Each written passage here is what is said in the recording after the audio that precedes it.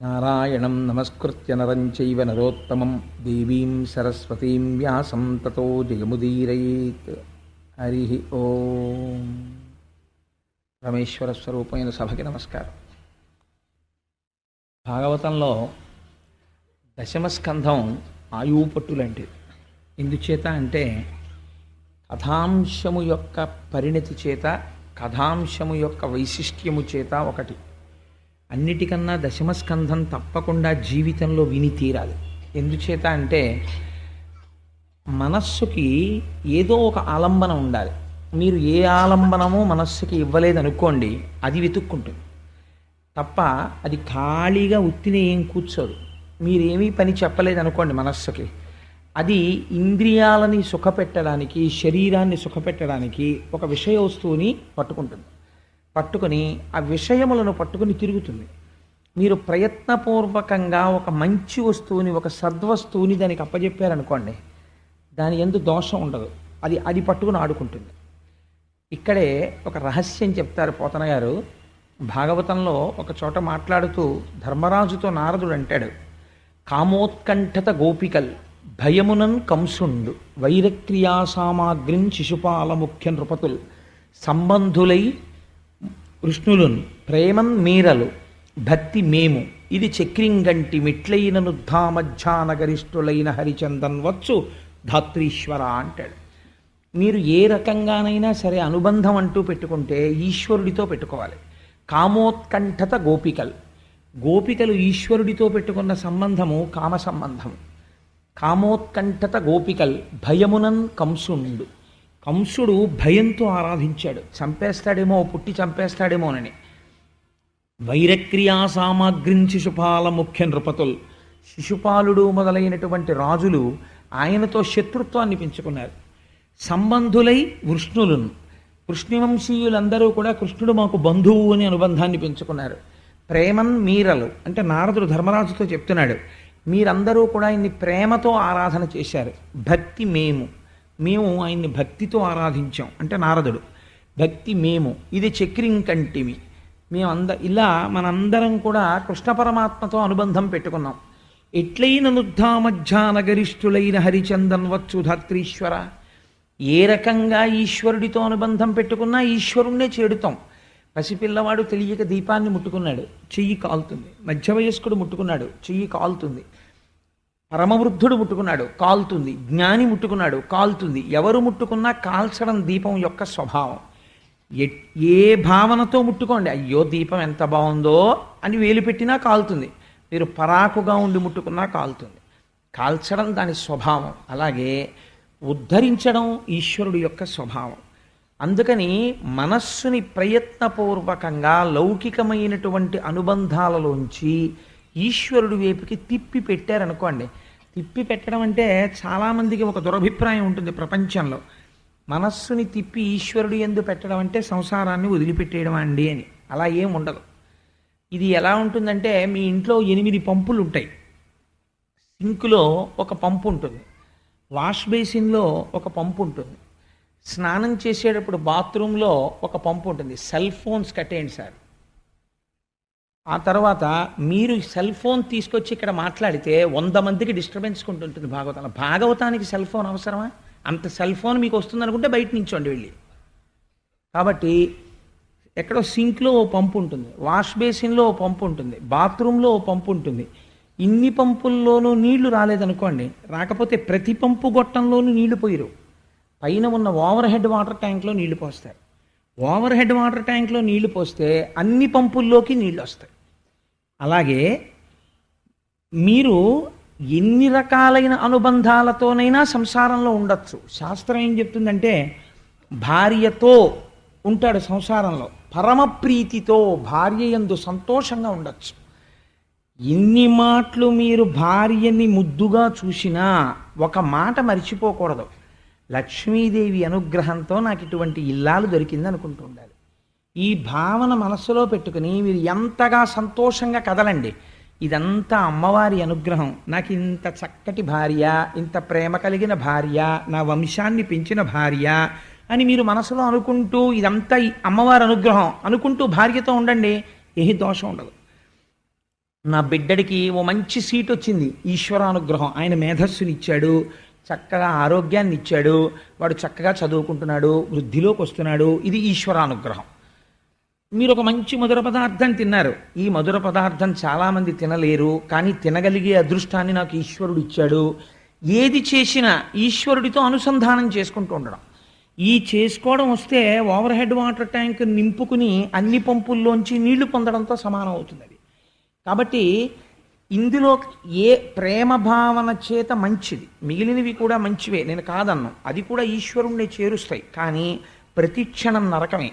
ఈశ్వరుడితో శత్రుత్వం పెట్టుకుని కూడా ఈశ్వరుణ్ణి పొందిన వాళ్ళు ఉన్నారు. హిరణ్యకశిపుడు పొందాడు. కానీ భగవంతుడితో శత్రుత్వం పెట్టుకుని బతికినటువంటి బ్రతుకు 10 మంది చేత అసహ్యింపబడుతుంది.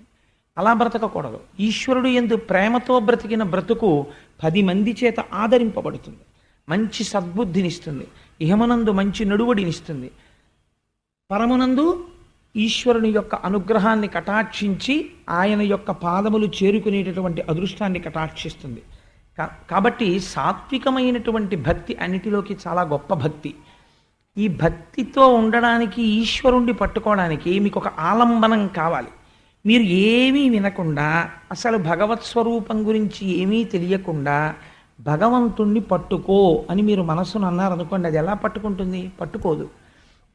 మీకు లోపల అది బాగా పట్టుకోవాలంటే అందరికన్నా బాగా సులభుడై రావాలి పరమాత్మ. లేకపోతే ఆయనకి ఏమి కర్మ అండి? ఒక పసిపిల్లవాళ్లే పుట్టి పశువుల వెంట పరిగెత్తి, ఆవుల వెంట పరిగెత్తి, దూడల వెంట పరిగెత్తి చోరలీల చేసి ఎందుకన్ని లీలలు చేశాడు అంటే, ఈ లీలలు చేయడం వెనకాతల అంతరార్థం ఏమిటంటే, మీకు దాని లోపల ఉన్న రహస్యం అర్థం అవ్వచ్చు, అర్థం అవ్వకపోవచ్చు.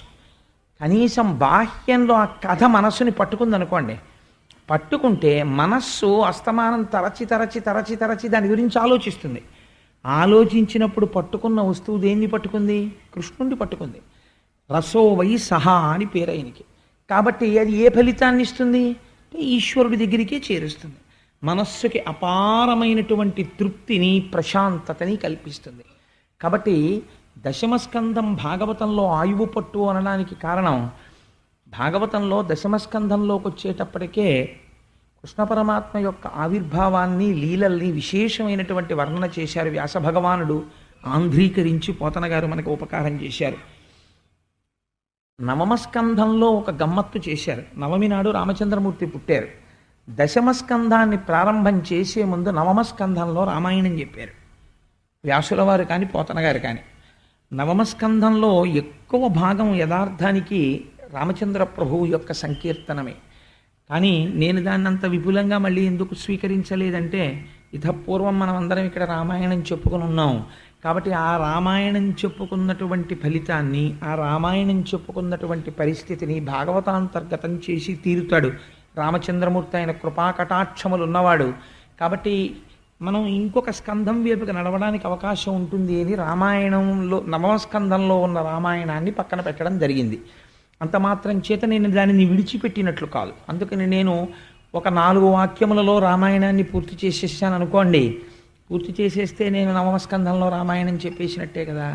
ఇక్ష్వాకు వంశమునందు జన్మించిన దశరథ మహారాజు గారికి సంతానం లేకపోతే పుత్రకామేష్టి చేస్తే సంతానము కలగడానికి ప్రతిబంధకమైనటువంటి పాపము పరిహరింపబడి యజ్ఞపురుషుని యొక్క అనుగ్రహము చేత లభించిన పాయస పాత్రలోని పాయసాన్ని తన 3 ధర్మపత్నులైన కౌసల్య, సుమిత్ర, కైకేయిలకి పంచి ఇస్తే పుట్టినటువంటి రామలక్ష్మణ భరత శత్రుఘ్నులు నలబడేటటువంటి 4 కుమారుల యందు మహాధర్మాత్ముడైన రామచంద్రమూర్తి పితృవాక్య పరిపాలనం కోసమని తాను వివాహం చేసుకున్న సీతమ్మ తల్లితో కలిసి తండ్రిని సత్యవాక్యమునందు ప్రతిష్ఠితుడిని చేయడం కోసం 14 సంవత్సరముల అరణ్యవాసమునకు బయలుదేరి వెళ్ళి అక్కడ శూర్పణఖ యొక్క ముక్కు చెవులు కోసి, మారీచాది రాక్షసుల యొక్క పీచమణచి, విశ్వామిత్ర యాగ సంరక్షణం బాలకాండలో చేసి, అక్కసుతో రావణాసురుడు సీతమ్మ తల్లిని అపహరిస్తే ఆ తరువాత అరణ్యకాండలో ఆ కబంధ వధ జరిగిన తరువాత సుగ్రీవుని యొక్క జాడ తెలుసుకుని సుగ్రీవుడితో మైత్రి చేసి వాలిని సంహరించి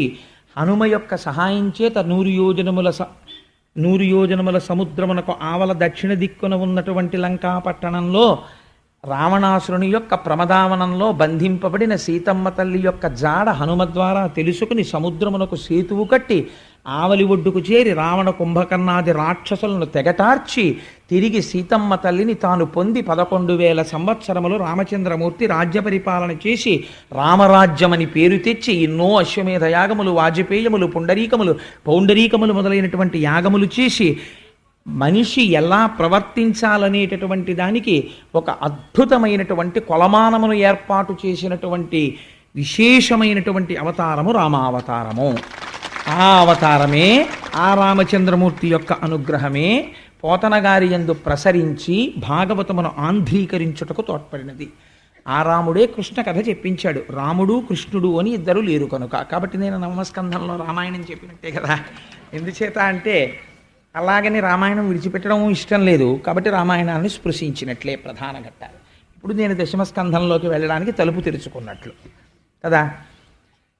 దశమస్కంధాన్ని ప్రారంభం చేస్తూ ఒక మాట చెప్తారు. పూర్వకాలంలో గోరూపాన్ని స్వీకరించి భూమి చతుర్ముఖ బ్రహ్మగారి దగ్గరికి వెళ్ళి ఏడ్చింది. మహానుభావ, భూలోకంలో ఎందరో రాజులు భూమిపతులమనేటటువంటి పేరు పెట్టుకుని పరమ దుర్మార్గమైనటువంటి పరిపాలన చేస్తూ ధర్మమును తప్పి ప్రవర్తిస్తున్నారు. ఇటువంటి వారి యొక్క మదం అణచడానికి, భూమి యొక్క భారమును తగ్గించడానికి, భూభారం అంటే మీరు ఎప్పుడు జ్ఞాపకం పెట్టుకోండి, అది కేవలము తక్కెట్లో వేసి తూచేటటువంటి కొలత కాదు. ఎన్ని ప్రాణులున్నా భూమికి ఎప్పుడూ బరువు కాదు. ఎంతమంది బిడ్డలు పుట్టినా తల్లికి ఎవ్వరూ బరువు కానట్టే. కానీ భూమి ఎప్పుడు బరువుగా బాధపడుతుంది అంటే ధర్మము తప్పి ప్రవర్తించేటటువంటి మనుష్యులను చూసి భూమి భారంగా బాధపడుతుంది. అందుకని సృష్టి చేసిన బ్రహ్మగారిని అడిగింది. వీళ్ళందరినీ సృష్టి చేసిన వాడు ఆయనే కదా. ఇంతమంది అధర్మాత్ములు ఇవాళ భూమి మీద తిరుగుతున్నారు, ఎలా నాకు భారం తగ్గడం అని అడిగింది. భారం తగ్గించడం, ఉన్నది నిలబెట్టడం స్థితికారుడైన శ్రీ మహావిష్ణువు యొక్క అనుగ్రహం. కాబట్టి నువ్వైనా నేనైనా ఆయన్ని ప్రార్థన చెయ్యాలని ఆనాడు చతుర్ముఖ బ్రహ్మగారు ధ్యానమగ్నుడై పురుష సూక్తంతో స్వామివారిని ఉపాసన చేశారు. ఆ ధ్యానమునందు ఆయనకు ఒక వాణి వినపడింది. వెంటనే కళ్ళు తెరిచి ఒక చిరునవ్వు నవ్వి బ్రహ్మగారు అన్నాడు, ఇటువంటి మహానుభావుడండి నిజంగా చతుర్ముఖ బ్రహ్మ. ఆయన అన్నాడు, ఓ భూమి, నువ్వేం బెంగ పెట్టుకోకు, స్వామి తొందరలో కృష్ణావతారాన్ని స్వీకరిస్తున్నారు. ఆ అవతారం స్వీకరించింది మొదలదొక చిత్రమైన అవతారం.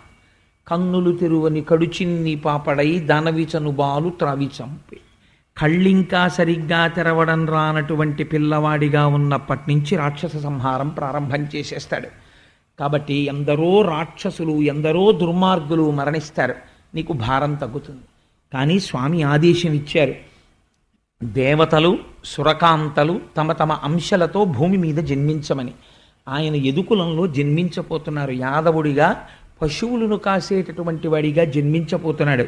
జగదాచార్యుడిగా లోకమునకు జ్ఞానమిస్తాడు అని చెబితే భూకాంత పరమ సంతోషాన్ని పొందినటువంటిదై తిరిగి వెళ్ళిపోయి కృష్ణ పరమాత్మ యొక్క ఆగమనము కోసమని నిరీక్షణ చేస్తాను. ఈలోగా భూమి యందు యదువంశమునకు చెందినటువంటి శూరసేనుడు అనబడేటటువంటి ఒక రాజు మధురా రాజ్యాన్ని పరిపాలిస్తున్నాడు.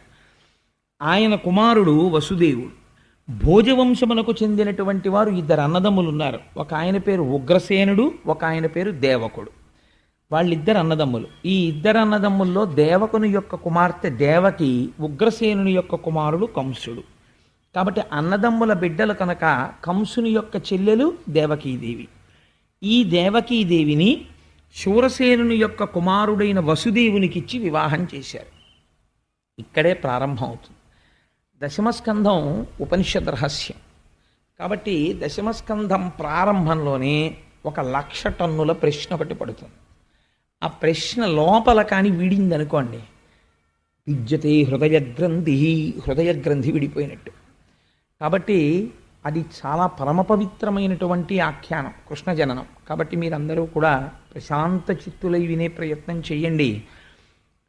ఈ దేవకీ వసుదేవులకి వివాహం జరిగిన తరువాత కొన్ని వందల గుర్రాల్ని, బంగారు ఆభరణములతో అలంకరింపబడినటువంటి ఏనుగుల్ని, కొన్ని వేల రథముల నిండా బంగారాన్ని, కొన్ని వందల మంది దాసీజనాన్ని ఏర్పాటు చేసి మహానుభావుడైనటువంటి దేవకుడు తన కుమార్తెని అత్తవారింటికి పంపుతున్నాడు. పంపుతుంటే కొన్ని వేల రథములు అనుసరించి వెడుతున్నాయి రాజమార్గంలో. ఇంకా వెళ్ళడానికి సిద్ధంగా ఉంది రథం. ఈ సమయంలో ఆ రథాన్ని చోదనం చెయ్యడానికి ఒక సారథి ఉంటాడు. ఎవరికో ఒకరికి ఆ బాధ్యత అప్పచెప్తారు కదా. సాధారణంగా రాజులు ఆ రథాన్ని నడపరు. ఇలాంటి సమయంలో కంసుడు అకస్మాత్తుగా వచ్చాడు. ఆయనకి చెల్లెలంటే మహాప్రేమ, మీరు మర్చిపోకూడదు ఆ విషయాన్ని. ఆవిడ అన్నదమ్ముడి యొక్క తన తండ్రి గారి యొక్క సోదరుని కుమార్తె అయినా చాలా ప్రేమ దేవకీదేవి అంటే. కాబట్టి ఆయన రథాన్ని నడపడానికి సిద్ధపడ్డాడు. కానీ కంసుడి ప్రేమ చాలా గమ్మత్తుగా ఉంటుంది, మన ప్రేమలాగే ఉంటుంది. అది కూడా కిందటి ఏడాది కనపడినప్పుడు నా బెస్ట్ ఫ్రెండ్ అండి, నా ప్రాణం అంటాడు. వచ్చే ఏడాది కనపడి మీ బెస్ట్ ఫ్రెండ్ ఏడండి అంటే అబ్బాయి తెలుసుకోలేకపోయానండి, వాడికి నాకు ఇప్పుడు మాటలు లేవండి అంటాడు. అలా ఉంటుంది.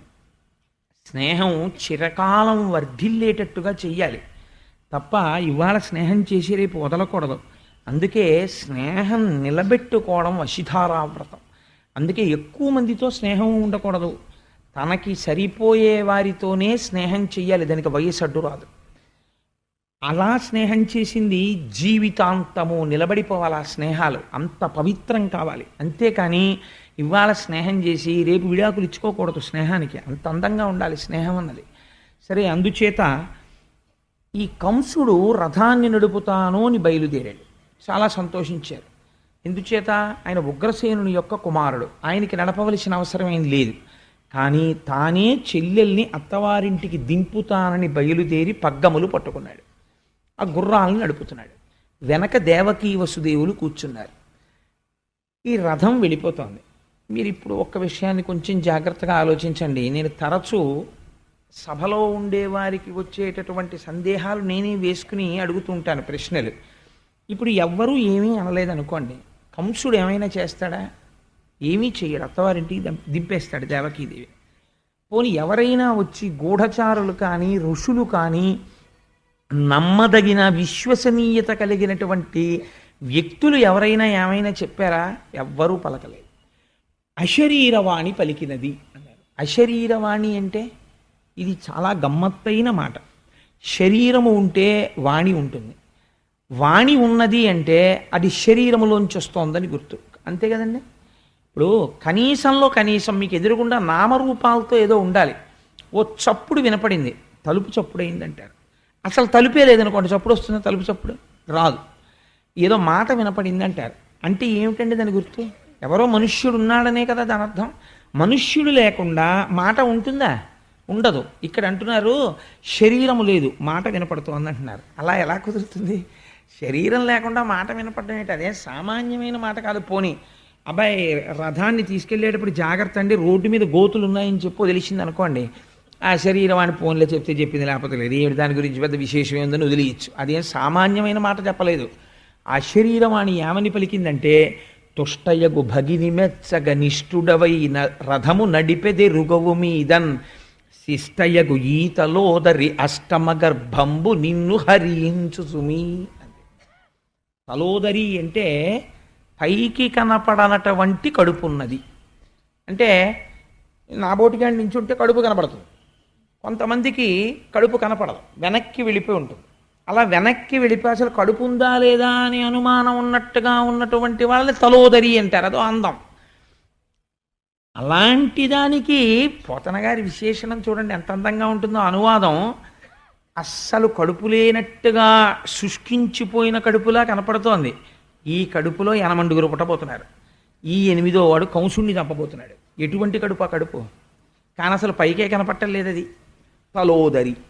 అందుకని తుష్టయ్య గుభగిని మెచ్చగా ఆవిడికే చక్కగా ఆవిడ కోరుకున్న వసుదేవుణ్ణి వివాహం చేసుకుని రథం ఎక్కి వెళ్ళిపోతోంది. ఆవిడ మెచ్చుకోవాలని చెల్లెలి సంతోషం కోసం పిచ్చివాడా రథం నడుపుతున్నావు. కానీ శిష్టయ్యగు ఈతలోదరి అష్టమ గర్భంబు నిన్ను హరించు జుమి, నిన్ను చంపేస్తుందిరా 8వ గర్భం అంది. ఇప్పటి వరకు కంసుడు పరమప్రేమతో ఉన్నాడు. ఈ మాట వినపడింది ఆకాశంలోంచి. వినపడగానే రథాన్ని ఆపాడు, కిందకి దిగాడు. అంతే, కళ్ళు ఎర్రబడిపోయి గుడ్లు తిరుగుడు పడ్డాయి. అపారమైన కోపం వచ్చేసింది. కందగడ్డైపోయింది మొహం, బుగ్గలు కదిలిపోతున్నాయి, దవడలు ఊగిపోతున్నాయి, పెదవులు కదిలిపోతున్నాయి. తన ఎడమ చేత్తో చెల్లెలి యొక్క కొప్పు పట్టుకుని రథంలోంచి కిందకి లాగేశాడు. లాగేసి కరవాలాన్ని కవచంలోంచి పైకి తీసి కత్తిని డాల్లోంచి ఒక్కసారి ఆవిడ్ని నరికేయడానికని సిద్ధపడుతున్నాడు. ఆ సిద్ధపడుతున్నటువంటి సందర్భంలో ఇప్పుడు ఆలోచించుకోవడానికి సమయం లేదు, ఏం మాట్లాడాలి. వసుదేవుడు మాట్లాడాలి. ఇది చాలా గమ్మత్తైనటువంటి సన్నివేశం. ఇలా ఉంటుంది అని కూడా ఎవరు ఊహించరు. రథం నడుపుతున్నవాడు బావమరిది తన చెల్లెల్నే చంపేస్తాడు లాగేశని కానీ అశరీరవాణి పలుకుతుందని కానీ వసుదేవుడు కలకంటాడండి. కాబట్టి ఇప్పుడు ఏం మాట్లాడాలి అంటే, ఇలాంటప్పుడు కూడా ఏమీ కంగారు పడకుండా, ధర్మం తప్పకుండా, చాలా పెద్ద మనిషిగా తానప్పుడు మాట్లాడినటువంటి మాట తాను తప్పలేనటువంటి మాట అయ్యేటట్టుగా మాట్లాడగలగడం అంటే దానికి ఈశ్వరానుగ్రహం ఉండాలి. లేనివాడు మాట్లాడలేడు. అలాగే ఇలాంటి ప్రమాద స్థితిలో ఆయన ఎంత గొప్పగా మాట్లాడాడో చూడండి. అన్నవు నీవు చెల్లెలికి అక్కట మనన చేయుటో, మాడలు చీరలిచ్చుటో సారలిచ్చుటో, మధుర మంజుల భాషలను ఆదరించుటో చేయక, మిన్నుల మోతలే నిజము మేలని చంపకుమన్న, మాని రావన్న సహింపుమన్న, తగదన్న వేడెదన్ అన్నాడు. ముందు కంసుని యొక్క అనుగ్రహం కోసమని బతిమాలాడు. అన్నవు నీవు చెల్లెలికి మొట్టమొదటి మాట వేశాడు. ప్రపంచంలో పరమ పవిత్రమైనటువంటి సంబంధాల్లో అన్న అనిపించుకున్నటువంటి రక్త సంబంధం ఒకటి. ఎందుచేత అంటే అన్నగా పుట్టిన వాడికి ఒక మర్యాద ఉంటుంది. ఏమిటో తెలుసా అండి, ఎప్పుడూ కూడా తన బావగారు బ్రతికుండాలని కోరుకోవాలి. బావమరిది బతకగోరుతాడు అని ప్రపంచంలో ఒక సామెత. ఏది పెట్టండి ఏది పెట్టకపోనివ్వండి, పుట్టింటికి ఆడపిల్ల వచ్చినప్పుడు అన్నగారు కనీసంలో కనీసం నీకు ఐశ్వర్యం ఉండి పెట్టడం ఇష్టం లేకపోతే అక్క చెల్లెలకి పెట్టక్కర్లేదండి శాస్త్రం. ఏమి చెయ్యాలి అంటే, కనీసం ఆ ఉన్న పావుగంట నువ్వు మధురమైన మాటలు మాట్లాడాలి. అందుకే అక్క చెల్లెలు వరసతో ఎవరైనా అన్నగా ప్రేమించారనుకోండి, ఆ అక్క చెల్లెలి యొక్క అభ్యున్నతినే కోరాలి. కాబట్టి మధుర మంజుల భాషలను ఆదరించుటో, నువ్వు అన్నవి కాబట్టి రథం తోలడానికి వచ్చావు. కాబట్టి నువ్వేం చెయ్యాలి, అక్కట మన్నన చేయుటో, నీ చెల్లెల్ని సంతోషపెట్టాలి. చీరలు సారెలు మడలిచ్చుటో, ఆవిడకో చీర పెట్టాలి, సారె పెట్టాలి, ఏమైనా బహుమానం ఇవ్వాలి. పోనివేమీ నువ్వు ఇవ్వద్దు. మధుర మంజుల భాషలను ఆదరించుటో, చక్కటి మాటలు 4 మాట్లాడాలి. అమ్మా చెల్లెమ్మ చెల్లెలికి ఉన్న చాలా గొప్ప విశేషం ఏమిటో తెలుసా అండి. మరి అది ఆ కోమలత్వం స్త్రీకి ఈశ్వరుడు సహజంగా ఇచ్చాడేమో నాకు తెలీదు. ఒకటి, అమ్మా అన్న మాటకి పరవశం అయిపోతారు వాళ్ళు. 2, చెల్లెమ్మ అనండి, వాళ్ళు ఎంత భద్రత ఫీల్ అయిపోతారు. మీకు ఏ పరిచయం అక్కర్లేదు. రైల్లో ఎవరో కనపడ్డారనుకోండి, చెల్లెమ్మ ఒకసారి ఆ పుస్తకం చూడొచ్చా అన్నారనుకోండి, ఆవిడ చేతిలో ఉన్న పుస్తకం మీకు తోచక, అంతే వాళ్ళు ఎంత భద్రతగా సంతోషిస్తారో. పర్వాలేదు, మనకు హైదరాబాద్ వెళ్ళే వరకు అన్నయ్య దొరికాడు అనుకుంటారు.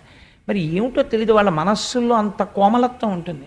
దీన్ని జ్ఞాపకం చేస్తున్నాడు వసుదేవుడు. అన్నవు నీవు చెల్లెలికి కనీసం మధుర మంజుల భాషలను ఆదరించుటో, మంచి మాటన్నా మాట్లాడద్దాయా? పోనీ చంపేస్తానంటున్నావు. దేనికి చంపేస్తానంటున్నావు? మిన్నుల మోతలే నిజము. ఎటువంటి ట్రాన్స్లేషనో చూడండి పోతన గారిది. మిన్నుల మోత అంటే గాలిమాట. అది ఎక్కడి నుంచి వచ్చింది? శరీరం లేదుగా. గాలిమాటలు నమ్మి అక్క చెల్లెల్ని చంపేస్తావా? రేపు పొద్దున నిన్ను ఏమంటుందయ్యా ప్రపంచం? భోజవంశంలో పుట్టాడు కంసుడు, అరివీర పరాక్రమం కలిగిన వాడు.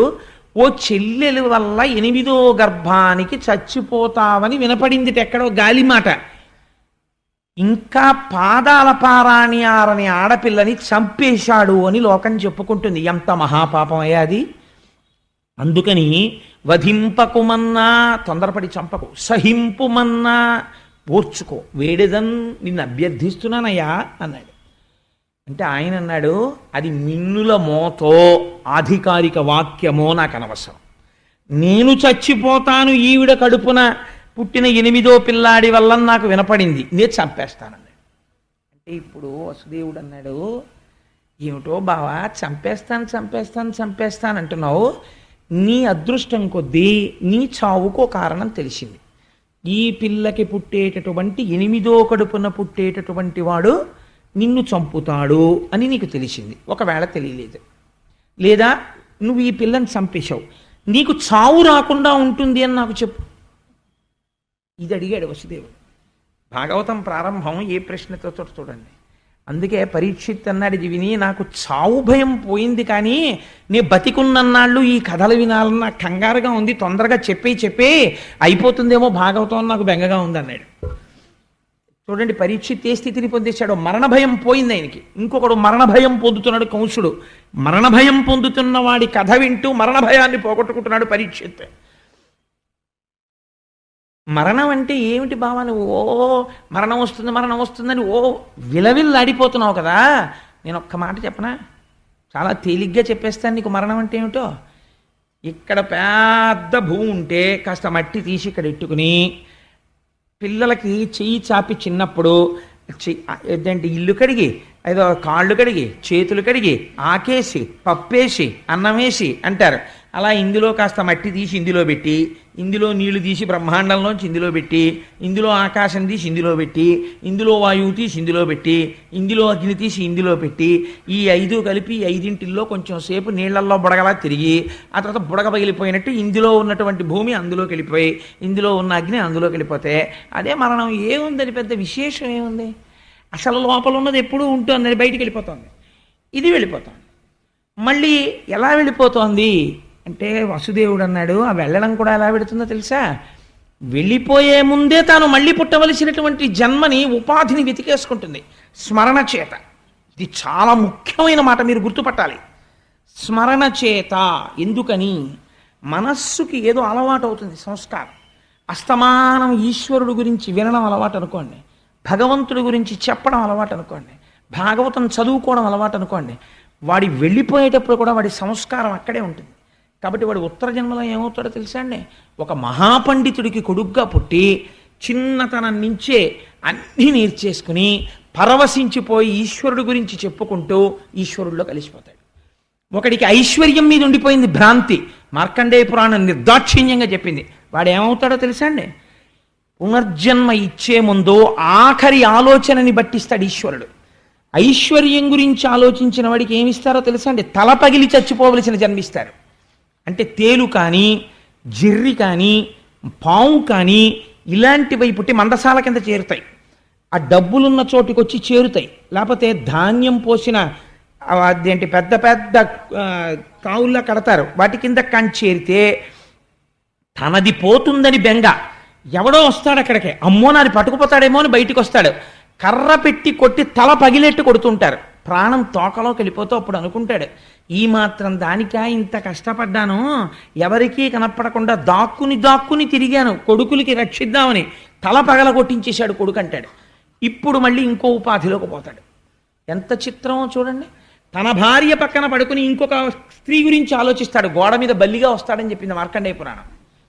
కాబట్టి ఏమవుతుంది, ఒకడు ఈశ్వరుడు గురించి స్మరిస్తూ ఉంటాడు, వాడు ఉత్తర జన్మల్లో హాయిగా ఒక మహాపండితుడు కడుపున పుట్టి ఏ లోటు లేకుండా 7 ఏళ్ళు 8 ఏళ్ళు వచ్చేటప్పటికి అపారమైన పాండితీ ప్రకర్షతో ఐశ్వర్యానికి లోటు లేకుండా 10 మందికి పెడుతూ తాను తింటూ భగవంతుడి గురించి చెప్పుకుంటూ సార్థకత పొంది ఈశ్వరుల్లోకి వెళ్ళిపోతాడు. స్మరణ ముఖ్యం బావా. నువ్వు ఇలా బతుకుతానని దేహం మీద మమకారం పెట్టుకుంటే ఏమైపోతావో తెలుసా, ఒకనాటికి గొంగళి పురుగు యొక్క నడకని చూస్తే, అందుకే గొంగళి పురుగు సీతాకోక చిలుక అవుతుంది. ఎంత చిత్రం చూడండి, నిద్రపోతే సీతాకోక చిలుక, నడుస్తూనే ఉంటే కాకి తింటుంది దాన్ని, గూడు కట్టేసుకుంటుంది, గూడు కట్టేసుకుంటే సీతాకోక చిలుక అయిపోతుంది. ధ్యానంలో ఉంటే నువ్వు ఈశ్వరుడి పాదాల దగ్గరికి వెళ్ళిపోయి నిలబడిపోతే షట్పదమైపోతావు. కాబట్టి ఏమైపోయింది, ఆ స్మరణల యందు శరీరాన్ని విడిచిపెట్టే ముందు గబగబా మనస్సు ఏం చేస్తుందంటే ఈ పంచేంద్రియాలని మూట కట్టుకుంటుంది. ఈ కళ్ళు ముక్కు చెవులు నోరు ఇవన్నీ మూట కట్టుకుంటుంది, ఎత్తుక్కుంటుంది చోటు.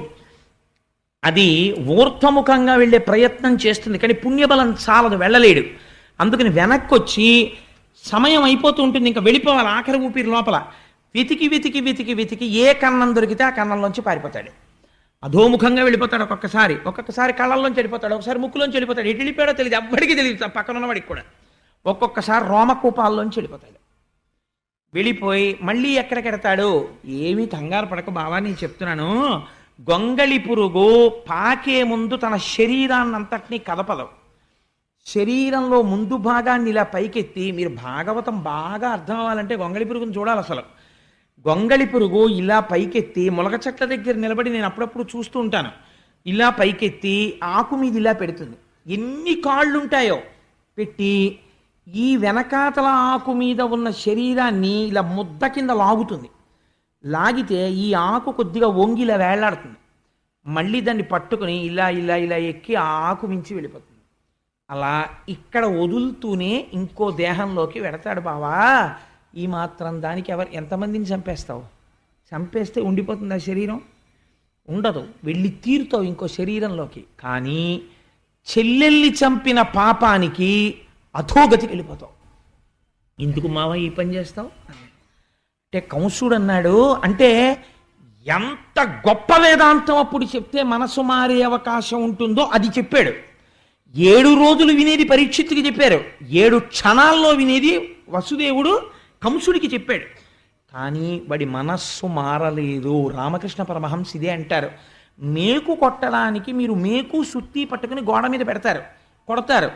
గోడ తనంత తానుగా కొంచెం గుల్లగా ఉందనుకోండి, మేకు పెడుతుంది. గోడ ఘనీభవించిపోయి భీమైపోయింది అనుకోండి, ఎంత సుత్తి పెట్టి కొట్టినా మేకు ఉంగుతుంది కానీ గోడలోకి వెళ్ళదు. అసలు ఇక్కడ ఆర్ద్రత ఉంటే చెప్పినది లోపలికి వెడుతుంది. ఇక్కడ ఏ ఆర్ద్రత లేనప్పుడు శుకబ్రహ్మ వచ్చి కూర్చున్న భాగవతం బుర్రలోకి ఎక్కదు. కాబట్టి చెప్పాడు వసుదేవుడు వేదాంతం. ఎక్కిందా కంసుడికి? శుకుడు వచ్చి పరీక్షిత్తుకి చెప్పాడు జరిగిపోయిన కథ. ఎక్కింది పరీక్షిత్తుకి, మోక్షం పొందుతున్నాడు. పొందలేకపోయాడు కంసుడు. ఎక్కడొచ్చింది తేడా? ఇక్కడ ఆర్ద్రత లేదు. భాగవతాన్ని నువ్వు కూడా ఆ పరిశీలన చేసుకోవడం మొదలుపెట్టావు. అందుకే దశమస్కంధం మొదటి మెట్టి నుంటే మారుతుంది భాగవతం యొక్క స్థితి కృష్ణజననానికి ముందు. అందుకని బావా విడిచిపెట్టేసేయి నీ చెల్లెల్ని అంటే ఆయన అన్నాడు, నేను అలా విడిచిపెట్టాను. నువ్వు చాలా తేలికగా మాట్లాడుతున్నావు. ఈ శరీరం అంటే నువ్వు కాదు, దీన్ని విడిచిపెట్టేయి, మరణం అంటే ఏముందంటున్నావు. కానీ నేను మరణమును అంగీకరించను, నేను ఈ అమ్మాయిని చంపేస్తానన్నాడు. అంటే ఇప్పుడు వసుదేవుడు ఆలోచించాడు. కాబట్టి ఇప్పుడు ఏమర్థం అవుతోంది? ఉన్నది ఉన్నట్టు వేదాంతం చెప్తే వీడి తలకెక్కదు. కాబట్టి ఇప్పుడు ఏం చెయ్యాలి? తను ఒక ధర్మం నిర్వర్తించాలి. ఏమిటా ధర్మం? తన భార్యని రక్షించుకోవాలి. జ్ఞానబోధ చేస్తే వాడి బుర్రకెక్కదు. కాబట్టి ఇప్పుడు ఎలాగైనా తన భార్యని రక్షించుకోవాలి అని అసత్యం చెప్పకూడదు, సత్యమే చెప్పాలి. కానీ అది వాడి మనస్సుకు నచ్చేదై ఉండాలి. వాడి మనస్సుకు నచ్చేదే కదా అని చెప్పి ఏ మాట పడితే ఆ మాట తాను అన్నాడు అనుకోండి, తర్వాత తప్పుకోవడానికి తను కంసుడు కాదు, తను వసుదేవుడు అన్న మాటకి నిలబడాలి. కాబట్టి ఎలాంటి మాట మాట్లాడాలి ఇప్పుడు అని లోపల ఒకసారి తర్కించుకున్నాడు. ఆపన్నురాలైన అంగన రక్షించి ప్రాణములు నిలుపుట ముందు మేలు. ఎంత చిత్రమైన మాట మాట్లాడుతున్నాడో చూడండి. ముందసలు నేను తక్షణం చెయ్యవలసిన పని ఏమి అంటే ఈ దేవకీదేవి యొక్క ప్రాణాలు రక్షించాలి. ఆవిడ కానీ ఒకవేళ బ్రతికిందా, ఆ ప్రాణములు నిలబడితే రేపేం జరుగుతుందో ఎవరికి తెలుసు? సుతులు పుట్టిననేమి సుతులకు మృత్యువు వాలాయమై వెంట వచ్చనేని, బ్రహ్మ వలన వీడు పాటేమి పొందుక ఉండనే సదుపాయమొకటి లేదే, పొంత మాకులవాన్ని దహించకపోయి వహ్ని యగసి దవ్వులవాన్ని దహించు భంగి, కర్మ వశమున భవ మృతి కారణములు తెలసి విరగొంద ఇక నేల తొట్టుపడగా. ఏమి పద్యం అండి నిజంగా! పోతన గారి ఘంటంలోంచి లోపల చేస్తున్నాడు ఈ ఆలోచన. ఏమని? ఆపన్నురాలైన అంగన రక్షించి సుతులనిచ్చెదననుట శుభము నేడు. అసలు ముందు ఈ అమ్మాయిని బతికేటట్టుగా చూడాలి. ఒకవేళ బ్రతికితే రేపేం జరుగుతుంది అన్నది తర్వాత ఆలోచిద్దాం. 8వ గర్భానికి కదా చంపేవాడు, కంసుణ్ణి చంపేవాడు పుడతాడంటున్నాడు. అందుకని ఒక మాట చెప్దాం. నీకు 8వ కడుపున పుట్టేవాడు నిన్ను చంపుతాడు కాబట్టి నీకు అనుమానం ఉంటే పుట్టిన కొడుకులందరినీ నీకు ఇచ్చేస్తాను, చంపేసేయి. ఈవిడ్ని చంపేయడం ఎందుకు? ఈవిడ కాదుగా నిన్ను చంపేది అంటే వీడు ఏమంటాడు? వీడికి కావలసినది ఏమిటంటే వాడి ప్రాణాలతో ఉండడం. కాబట్టి ఇప్పుడు అయితే నీ కొడుకుల్ని ఇస్తావా బావా అంటాడు. నన్ను నమ్ముతాడు, ఎందుకంటే నేను మాట తప్పనని. శృతులు పుట్టిననేమి శృతులకు మృత్యువు వలాయమై వెంట వచ్చనేని, బ్రహ్మ వలన వీడు పాటేమి పొందుక ఉండనే సదుపాయమొకటి లేదే. చతుర్ముఖ బ్రహ్మగారి చేత వీడు నిజంగా నా భార్య 8వ కడుపున పుట్టేవాడి చేత సంహరింపబడాలని రాసినటువంటి విషయము సత్యమే అయితే వీడు ఎలాగో చచ్చూరుకుంటాడు. కాబట్టి అందాక ముందు అసలు భార్యని రక్షించుకోవాలి కదా, అది నా భర్తగా నా ధర్మం కదా. కాబట్టి పిల్లల్ని ఇచ్చేస్తానంటాను, నిజంగా ఇచ్చేస్తాను, భార్యని ముందు రక్షించుకుంటాను. అసలు పిల్లలు పుడతారో పుట్టరో ఎవడికి తెలుసు, వీడు విన్నట్టే నేను విన్నాను. కాబట్టి నేను మాత్రం ఎందుకు అనకూడదు ఈ మాట. కాబట్టి ముందు భార్యని రక్షించుకోవడం భర్త ధర్మం, అందుకని నా ధర్మం నేను పాటిస్తాను. ఆ తర్వాత అంటావా ఏమో అదృష్టాదురదృష్టాలు ఎవరివి ఎలా ఉంటాయో మనకేం తెలుసు. ఎందుచేతంటే పొంత మకులవాని దహించకపోయివహ్ని ఎగసి దవులవాని దహించు భంగి. అరణ్యంలో 2 ఎండిపోయిన చెట్లు గాలికి రాసుకుంటాయి, నిప్పు పుడుతుంది. పక్కనే ఉంది ఎండిపోయిన చెట్టు. ఈ ఎండిపోయిన చెట్టుని కాల్చడం మానేసి గాలికి అగ్నిహోత్రం వెళ్ళి దూరంగా ఉన్న ఇంకో ఎండు చెట్టుని కాల్చేస్తోంది. ఈ పక్కనే ఉన్న ఎండు చెట్టు బతికిపోతోంది. ఏమనుకోవాలి అంటే ఇది అదృష్టం అనాలి. అదృష్టం ఎందుకు వచ్చింది? ఎప్పుడో చేసుకున్న కర్మ అనాలి. అంతకన్నా జవాబు ఎక్కడుంది ప్రపంచంలో ఇంకింతకన్నాను. కాబట్టి ఎగసి దవ్వులవాని దహించు భంగి కర్మ వశమున్న భవ మృతి కారణములు. ఎవడు చేసుకున్న కర్మను అనుసరించి వాడికి జన్మము మరణము వచ్చేస్తున్నాయి. భవమృతి కారణములు తెలసి విరగొందయిక నేల తొట్టుపడగా. ఇది నాకు తెలిసి నేను ఇంకెందుకు భయపడాలి. కాబట్టి నేను నా పిల్లల్ని ఇచ్చేస్తానని వీడితో ఒక మాట చెప్తాను అనుకున్నాడు. అని బావా అయితే నీకో మాట చెప్తాను. ఈ లలనకు పుట్టిన కొమరుని వలనం తెగెదనుచు గగనవాణి పలికెనంచు నీ వలిగితివేని ఈ జలజాక్షికి కల కొమరుల సంపనిత్తు క్రమమున నీకున్ అన్నాడు. ఎటువంటి ప్రతిజ్ఞండిది? బావా పిల్లల వల్ల కదా చచ్చిపోతానంటున్నావు, 8వ కడుపున పుట్టినవాడి చేత. కాబట్టి ఈ దేవకీదేవి యొక్క గర్భము నుండి ప్రతి గర్భములో వచ్చినటువంటి పిల్లవాణ్ణి నీకు తీసుకొచ్చి పుట్టగానే మావి కూడా వదలనటువంటి శిశువుని తీసుకొచ్చి నీకు ఇచ్చేస్తాను, నువ్వు చంపేసి. అప్పుడు నీకు మృత్యువు రాదు కదా. అంతేకాని నీ చెల్లెల్ని చంపడం ఎందుకు? పాపకర్మ కదా. నీకు మృత్యుహేతువుని నువ్వు చంపావనుకో అప్పుడు ప్రపంచం తప్పు పట్టదు. గగనవాణి చెప్పింది అందుకు చంపాడు అంటారు. నువ్వు ధర్మం తప్పక్కర్లేదు, నేను ధర్మం తప్పక్కర్లేదు, విడిచిపెట్టే బావా అన్నాడు. అంటే ఇప్పుడు ఈయనన్నాడు ఇదేదో బాగానే ఉందిరా, బాగానే చెప్పాడు, ఎలా ఉంటుందో చూడండి మనిషి ఆలోచన అని. బావా నువ్వు ఎంత మంచివాడివి, నిజమే పాపమ్మ చెల్లెల్ని చంపడం ఎందుకు, మళ్ళీ ప్రేమ వచ్చింది వాడికి. ఇలాంటి ప్రేమలు ఎంత తుంటరి ప్రేమలో మీరు ఆలోచించండి. కాబట్టి అవును పాపమ్మ చెల్లెల్ని చంపడం ఎందుకు బావా, ఏమిటో నాకు ఈ ఆలోచన రాలేదు, నిజమేను బావా నువ్వంటే నాకు చాలా నమ్మకం. ఒక్కొక్కడి సత్యసంధత ఒక్కొక్కడికి చేతకానితనంగా కనిపిస్తుంది, అదో విచిత్రం ప్రపంచంలో. కాబట్టి నువ్వు నీ పిల్లల్ని తీసుకొచ్చి ఇచ్చేస్తావు కదా బావా, మీ ఇద్దరు హాయిగా వెళ్ళిపోండి అంతఃపురానికి అని రథాన్ని వదిలిపెట్టేశాడు. వెళ్ళిపోయారు దేవకీ వసుదేవులు. ఎంతో సంతోషంగా ఉన్నారు. మొట్టమొదట కొడుకు పుట్టాడు. పుట్టగానే ఇప్పుడు ఎవరి మీదకి వెళ్ళింది పరీక్ష? వసుదేవుడి మీదకి వెళ్ళింది. మీరు భాగవతంలో ఒక గమ్మత్తు గమనించాలి. 8వ గర్భాన్న పుట్టేవాడి వలన చచ్చిపోతావని గగనవాణి కంసుడికి చెప్పింది. 8వ గర్భాన పుట్టేటటువంటి పిల్లవాడి వల్ల చచ్చిపోతావంటే వీడు ఖచ్చితంగా బతకడానికి ఎన్నేళ్ళు టైం ఉందండి? కనీసం 1.5 సంవత్సరాలు చూసినా 12 ఏళ్ళు టైం ఉంది వీడికి. 12 ఏళ్ళు సమయం ఉన్నవాడు నేను చావడానికి వీల్లేదని వీడిని చంపేస్తానంటున్నాడు. 7 రోజుల్లో చచ్చిపోతావురా అన్నవాడు నాకేం బెంగలేదు భాగవతం చెప్పి నేను బతికేస్తానంటున్నాడు. ఎంత ఆశ్చర్యం చూడండి. సమయాన్ని ఈశ్వరుడి వైపుకి వాడడంలో ఉంది గమ్మత్తంతా. కాబట్టి పిల్లవాడు పుట్టగానే వసుదేవుడికి జ్ఞాపకం వచ్చింది ఇచ్చిన మాట. పిల్లడు పుట్టగానే తీసుకొచ్చి ఇచ్చేస్తాను అని ప్రతిజ్ఞ చేశాను అనుకుని గబగబా పిల్లాన్ని చేత్తో పట్టుకుని పలికిన పలుకుల తిరుగక బొలయక వంచనము లేక సుతుల రిపునకు అలగక ఇచ్చిన ధీరుండిల వసుదేవుండు తక్క ఇతరులు కలరే. పుట్టిన పిల్లల్ని చంపడానికి ఇస్తాను అన్న మాట తప్పకుండా సత్యసంధత పాటించడం కోసమని పుట్టిన కొడుకుని పుట్టినట్టుగా మావితో ఉన్న పిల్లాన్ని పట్టుకెళ్ళి కంసుడికి ఇచ్చేశాడు. బావా చంపేశాయి అంటే కంసుడు చూశాడు. చూసి అన్నాడు ఎంత చిత్రంగా ఉంటాయో చూడండి మన ప్రవృత్తులు.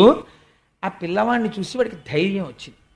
ఆ బావా, చూసావా నువ్వు ఎంత మాట తప్పనివాడివో, పిల్లవాడు పుట్టగానే నువ్వే తీసుకొచ్చి ఇచ్చావు, నేను రాలేదు చంపడానికి, నేను రావాలమ్మో పుట్టాడు ఒకటో వాడని, నేను రాలేదు, నువ్వు తెచ్చావు, నాకు అందుకే నువ్వంటే అంత గౌరవం బావా, నువ్వు మాట తప్పవు. కానీ 8వ వాడు కదా బావా నన్ను చంపేది, ఒకటో వాడిని చంపడం ఎందుకు, తీసుకెళ్ళిపోన్నాడు. అంటే వసుదేవుడు లోపల అంతగా నమ్మలేదు కంసుణ్ణి, కానీ పిల్లవాడిని తీసుకుని వెళ్ళిపోయాడు. మీరు ఈ కథ వినండి, చాలా గమ్మత్తుగా ఉంటుంది. ఇందులో ఉన్న వేదాంతం అర్థమైతే ఆశ్చర్యంగా ఉంటుంది. తర్వాత చెప్తాను ఆ తత్వం. వెళ్ళిపోయాడు. వెళ్ళిపోయిన తర్వాత రెండో కొడుకు పుట్టాడు. మళ్ళీ తీసుకొచ్చి ఇవ్వక్కర్లేదుగా, 8వ గర్భాన్ని కదా ఇమ్మన్నాడు, అందుకని ఊరుకున్నాడు.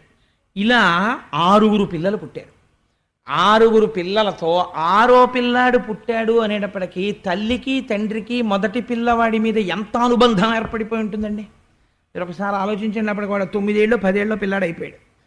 అయిపోయి ఈ 6 పిల్లలతోటి అమ్మకి నాన్నకి అంత అనుబంధం వచ్చింది. ఇంత అనుబంధంతో వాళ్ళు సంతోషంగా ఉన్న సమయంలో ఒక రోజున నారదుడు వచ్చాడు కంసుడి దగ్గరికి. నారదుడు వచ్చాడనేటప్పటికీ మీరు బెంగ పెట్టుకోకండి, ఆయన మహాజ్ఞాని. ఆయన ఎప్పుడు వచ్చినా ఏదో లోక కళ్యాణం చేస్తాడు.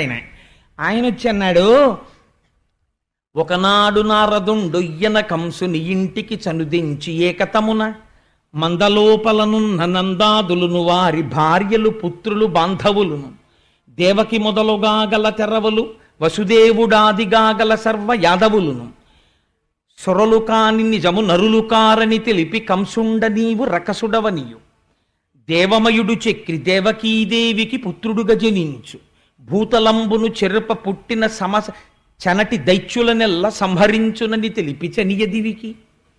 ఈయనో విచిత్రమైన పని చేశాడు నారదుడు. కంసుడి దగ్గరికి వచ్చి, కంస ఎంత వెర్రివాడి ఓయ్ అన్నాడు. నేను వెర్రివాడినా ఏమన్నాడు ఆయన అంటే, చూసావా మరి ఇంతకన్నా వెర్రితనం ఏముంటుంది, అసలు నువ్వు ఎవరిని వదిలిపెడుతున్నావో అటువంటి ఆ దేవకి మొదలుగా గల తెరవలు వసుదేవుడాదిగా గల సర్వ యాదవులను సురలు కాని నిజము నరులు కారని పల్కి, వాళ్ళెవ్వరూ మనుష్యులు కారు. నువ్వు కిందటి జన్మలో కాలనీమి అన్న పేరు కలిగినటువంటి రాక్షసుడవు, నిన్ను శ్రీ మహావిష్ణువు సంహరించారు. ఈ జన్మలో నువ్వు కంసుడవు. నీ తండ్రి నీ తల్లి దేవకి వసుదేవుడు, ఇంకా నీకో విచిత్రం చెప్పనా, పక్క ఊళ్ళో ఉన్న నందుడు, ఆవులు, దూడలు ఇవందరూ దేవతలు, నిన్ను చంపడానికే వచ్చాయన్నాడు. అనేసరికి అని చెప్పి వెళ్ళిపోయాడు ఆయన. చనియ దివికి ఊర్ధలోకాలకు వెళ్ళిపోయాడు, స్వర్గం హాయిగా ఆ వీణ పాడుకుంటూ వెళ్ళిపోయాడు, నారాయణ అని సంకీర్తనం చేసుకుంటూ. ఇప్పుడు ఈయనకి అనుమానం వచ్చింది, నారదుడు అనవసరంగా అబద్ధాలు చెప్పడగా, కాబట్టి కబురు చేశాడు, వసుదేవుడిని 6 పిల్లల్ని పట్టుకుని రమ్మన్నానని చెప్పన్నాడు అని. అమ్మ బాబోయ్, ఇందులో ఎవడు విష్ణువాంశతో పుట్టాడో 8వ వాడికి 7 సహాయపడితే నా బ్రతుకు ఏమైపోవాలి, అందుకని ఉన్న వాళ్ళని ఉన్నట్టు సంహరించడం మంచిది అని వాడు చిత్రంగా చంపేవాడు పిల్లల్ని. 2 కాళ్ళు పట్టుకుని గిర్ర గిర్ర గిర్ర గిర్ర తిప్పి బండలకేసి కొట్టేవాడు. కొడితే పగిలిపోయేది శరీరాలకి ఎక్కడికక్కడ. అలా 6 చంపేశాడు. చంపేసి తండ్రిని, తల్లిని, దేవకిని, వసుదేవుణ్ణి అందరినీ కారాగారంలో పెట్టేశాడు. పెట్టేసి ఇప్పుడు బకుడు, తృణావర్తుడు, పూతన ఇలాంటి వాళ్ళందరినీ పిలిచి వాళ్ళతో స్నేహం చేశాడు. వాళ్ళందరితో స్నేహం చేసి 8వ గర్భంలో పుట్టేవాడు ఖచ్చితంగా నన్ను అంతం చేయడానికే పుడుతున్నాడు అని ఆశ్చర్యంతో చాలా ఉద్వేగంతో ఎదురు చూస్తున్నాడు. ఎందుకని, ఇంకిప్పుడు బయటెక్కడో ఉండడానికి వీల్లేదు, తన కారాగారంలోనే ఉండాలి. అందులో తర్వాత వస్తున్న గర్భం 7వ గర్భం, 8వ గర్భానికి ముందు గర్భం కాబట్టి జాగ్రత్త పడిపోవాలని దేవకీ వసుదేవుల్ని అత్యంత కట్టుదిట్టమైన కారాగారంలో పెట్టాడు. రోజు తానే వెళ్ళి స్వయంగా చూస్తూ ఉండేవాడు. అంటే పోతన గారు అంటారు, తల్లి తండ్రినైనా, తమ్ములన్నలనైనా, సఖులనైనా, బంధుజనులనైనా రాజులు చంపుదురు రాజ్యకాంక్ష చేసి అవనితరచు జీవితార్థులగుచు. రాజ్యకాంక్ష అన్నది ఎంత ప్రమాదకరమైందంటే, రాజ్యకాంక్ష పెరిగిపోయినటువంటి వాడు తల్లి తండ్రినైనా, తమ్ములన్నలనైనా, సఖులనైనా, బంధుజనులనైనా ఎవరినైనా చంపేస్తాడు. ఎందుకని, అది కంసుడే కాదు, అవని తరచు జీవితార్థులగుచు, వాళ్ళు బ్రతికుండిపోవాలి, తనకి రేపు రావలసిన పదవి అవతల వాడికి రాకూడదని చంపడానికి కూడా వెనకాడరు. రాజ్యాధికారమునందుండేటటువంటి మదోన్మత్తత అటువంటిది. కాబట్టి కంసుడు కూడా చంపాడు పిల్లల్ని. అయితే మిగిలినటువంటి మాట ఎలా ఉన్నా మీకు ఇక్కడ ఒక అనుమానం తప్పకుండా రావాలి. ఏమండి, అంత పసిపిల్లలు కదా, నారదుడు మహానుభావుడు కదా, లోక కళ్యాణకారకుడే, నారం దదాతీతి నారదహ అని ఆయన జ్ఞానం ఇచ్చేవాడే, అటువంటి వాడు 6 పిల్లలు చచ్చిపోవడానికి కారణం ఎందుకు అయ్యాడు? ఇప్పుడు ఆయన వచ్చి చెప్పకపోతే వచ్చిన నష్టం ఏమిటి? ఎందుకు చెప్పాడు అని మీకు అనుమానం వస్తుంది. భాగవతంలో దీనికి ఎక్కడా జవాబు లేదు. నారదుడు అలా ఎందుకు చెప్పాడు? మీకు దీనికి పరిష్కారం దొరకాలంటే దేవీ భాగవతం చదవాలి. దేవీ భాగవతంలో మాత్రం ఉంది దీనికి.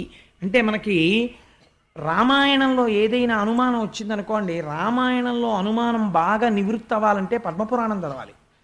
అలాగే వెంకటేశ్వర స్వామి వారి అవతారానికి సంబంధించి ఏదైనా సమగ్రంగా తెలియాలనుకోండి, భవిష్యత్ పురాణం కానీ వరాహ పురాణం కానీ చదవాలి. అలాగే శివ సంబంధం సుబ్రహ్మణ్య సంబంధానికి స్కాందం చూసుకోవాలి. అలాగే భాగవతంలో ఏదైనా అనుమానం వస్తే దేవీ భాగవతంలో ఒకసారి చూసుకుంటూ ఉండాలి. దేవీ భాగవతంలో ఈ రహస్యాన్ని చెప్పారు. మరీచి ఊర్ణాదేవి అని 2 ఉన్నారు పూర్వం. వాళ్ళిద్దరికీ 6 పిల్లలు పుట్టారు. వాళ్ళు పుట్టుకతో బ్రహ్మజ్ఞానులు. వీళ్ళు 6 ఒకసారి చతుర్ముఖ బ్రహ్మగారి యొక్క సభకి వెళ్ళారు. పెడితే వాళ్ళకి ఎందుకు నవ్వు వచ్చిందో తెలియదు, నిష్కారణంగా బ్రహ్మగారు కూర్చునుండగా ఓ నవ్వు నవ్వారు. వాళ్ళు నవ్వితే పెద్దల ఎడల జాగ్రత్తగా ఉండాలి, పిచ్చి నవ్వు నవ్వకూడదు. ఆయన అన్నారు, మీకు నన్ను చూసి నవ్వు వచ్చింది కాబట్టి రాక్షసుడి కడుపున పుట్టండి అని చెప్పించారు. వాళ్ళు 6 కాలనేమికి కుమారులుగా జన్మించారు క్రిందటి జన్మలో. 6 కాలనేమి పుత్రులై కొంతకాలం బ్రతికి తదనంతరము హిరణ్యకశిపుడి యొక్క కడుపున పుట్టారు. పుట్టి వాళ్ళు పుడుతూనే అప్పటికి వాళ్ళకున్నటువంటి తమోగుణ రజోగుణ సంస్కారం తగ్గింది. మళ్ళీ బ్రహ్మగారి గురించి తపస్సు చేశారు. దీర్ఘాయుర్దాయం ఇచ్చాడు బ్రహ్మగారు. తండ్రికి వచ్చి చెప్పారు, నాన్నగారు మేము చతుర్ముఖ బ్రహ్మగారి గురించి తపస్సు చేశాం, మాకు దీర్ఘాయుర్దాయం ఇచ్చారు అన్నారు. అంటే హిరణ్యకశిపుడికి కోపం వచ్చింది. ఒరే, నేను ఇంకా తపస్సు చేసి పొందలేదు దీర్ఘాయుర్దాయం, మీరు పొందేశారు అప్పుడే, కాబట్టి మీకు శపిస్తున్నాను, మీరు దీర్ఘ నిద్రలో ఉండి మరణించండి. సరికదా, వచ్చే జన్మలో పుట్టినప్పుడు గత జన్మలో తండ్రి ఈ జన్మలో మిమ్మల్ని చంపుతాడన్నాడు. అందుకని హిరణ్యకశిపుడి కడుపున పుట్టిన పాపానికి వాడికి అదే పని, ప్రహ్లాదుడిని చంపేస్తాననే కదా అన్నాడు. దీర్ఘ నిద్రలో ఉండి చచ్చిపోయారు వాడు. మరుజన్మలో ఇప్పుడు దేవకీదేవి కడుపున పుట్టారు ఈ మరీచి ఊర్ణాదేవుల యొక్క కొడుకులు, ఈ జన్మతో ఆఖరు. కాబట్టి వీళ్ళు గత జన్మలో తండ్రి చేతిలో చచ్చిపోవాలి. గత జన్మలో తండ్రి కాలనేమి ఇప్పుడు కంసుడిగా ఉన్నాడు కాబట్టి కంసుడి చేతిలో మరణించాలి. అందుకని వాళ్ళకి ఆ శాప విమోచనం అయిపోయి వాళ్ళు మళ్ళీ బ్రహ్మజ్ఞానులు అయిపోవాలి.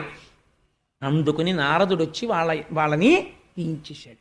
అది కారణం. ఇప్పుడు చెప్పండి, నారదుడు లోక కళ్యాణం కోసం చేశాడా లేకపోతే ఏదైనా కాఠిన్యంతో చేశాడా అంటే లోక కళ్యాణం కోసమే చేశాడు. 6 పుట్టే వరకు వేచి చూసి 6 మళ్ళీ బ్రహ్మజ్ఞానులై మోక్షాన్ని పొందే స్థితిని నారదుడు కటాక్షించినాడు. ఇది దేవీ భాగవతాంతర్గతం, భాగవతాంతర్గతం కాదు. సరే, దీని తరువాత కారాగారంలో దేవకీ వసుదేవులని అట్టెపెట్టాడు, కానీ లోపల మాత్రం కుమిలిపోతున్నాడు. ఎందుకని? జ్ఞానకలునిలోని శరదయువోలే, ఘటములోని దీప కళికవోలే, భ్రాత ఇంటనాక పడియుండె దేవకీమాత విశ్వగర్భ గర్భుయగుచు అంటారు పోతన గారు. జ్ఞాన కలునిలోని శారదయువోలే, ఒక్కొక్కడు ఉంటాడు, వాడు మహాపండితుడు, కానీ ఉన్నది ఉన్నట్టుగా యథార్థం చెప్పడు. వాడు ఎలా చెప్పాలనుకుంటున్నాడో, వాడికి ఏది ఇష్టమో దాని వైపుకు బలి చెప్పేస్తాడు. అది జ్ఞాన కలునిలోని శారదయువోలే, ఘటములోని దీప కళికవోలే, కుండలోపల వెలుగుతున్న దీపంలా లోకములన్నింటినీ తన కడుపులో పెట్టుకున్నటువంటి శ్రీ మహావిష్ణువుని తన కడుపులో మోయవలసినటువంటి దేవకి కంసుని యొక్క కారాగారమునందు మొగ్గుచున్నది. ఈ స్థితిలో ఒక చిత్రం జరిగింది. శ్రీమన్నారాయణుడు తాను అవతరించాలనుకున్నాడు. తనకన్నా ముందు శేషుడు బయలుదేరుతున్నాడు. ఆదిశేషుడు ముందు అన్నగారిగా పుట్టాలి. అందుకని యోగమాయని పిలిచాడు. ఆయన యొక్క మాయాశక్తియే ఈశ్వరుడికి, ఈశ్వరుడి యొక్క మాయాశక్తికి అభేదం, వాళ్ళిద్దరూ విడివిడి ఉండరు. ఆ మాయాశక్తిని పిలిచాడు. పిలిచి ఒక మాట చెప్పాడు, నువ్వు భూమి మీదకి వెళ్ళు. అక్కడ కంసుని యొక్క కారాగారంలో దేవకీ వసుదేవులు ఉన్నారు. వసుదేవుని యొక్క భార్యలందరినీ ఖైదు చేశాడు కంసుడు. ఒక్క రోహిణి మాత్రం నందవ్రజంలో నందుడి దగ్గర ఉన్నది. కాబట్టి ఇప్పుడు ఆ వసుదేవుని యొక్క తేజస్సు దేవకీ గర్భంలో ఉంది, 7వ గర్భంగా. అది శేషుడి యొక్క అంశ ఉంది అందులో. అందుకని ఎవ్వరికీ తెలియకుండా ఆ గర్భస్థమైన పిండమును వెలికి తీసేసాయి. గర్భస్రావమైందని అందరూ అనుకుంటారు.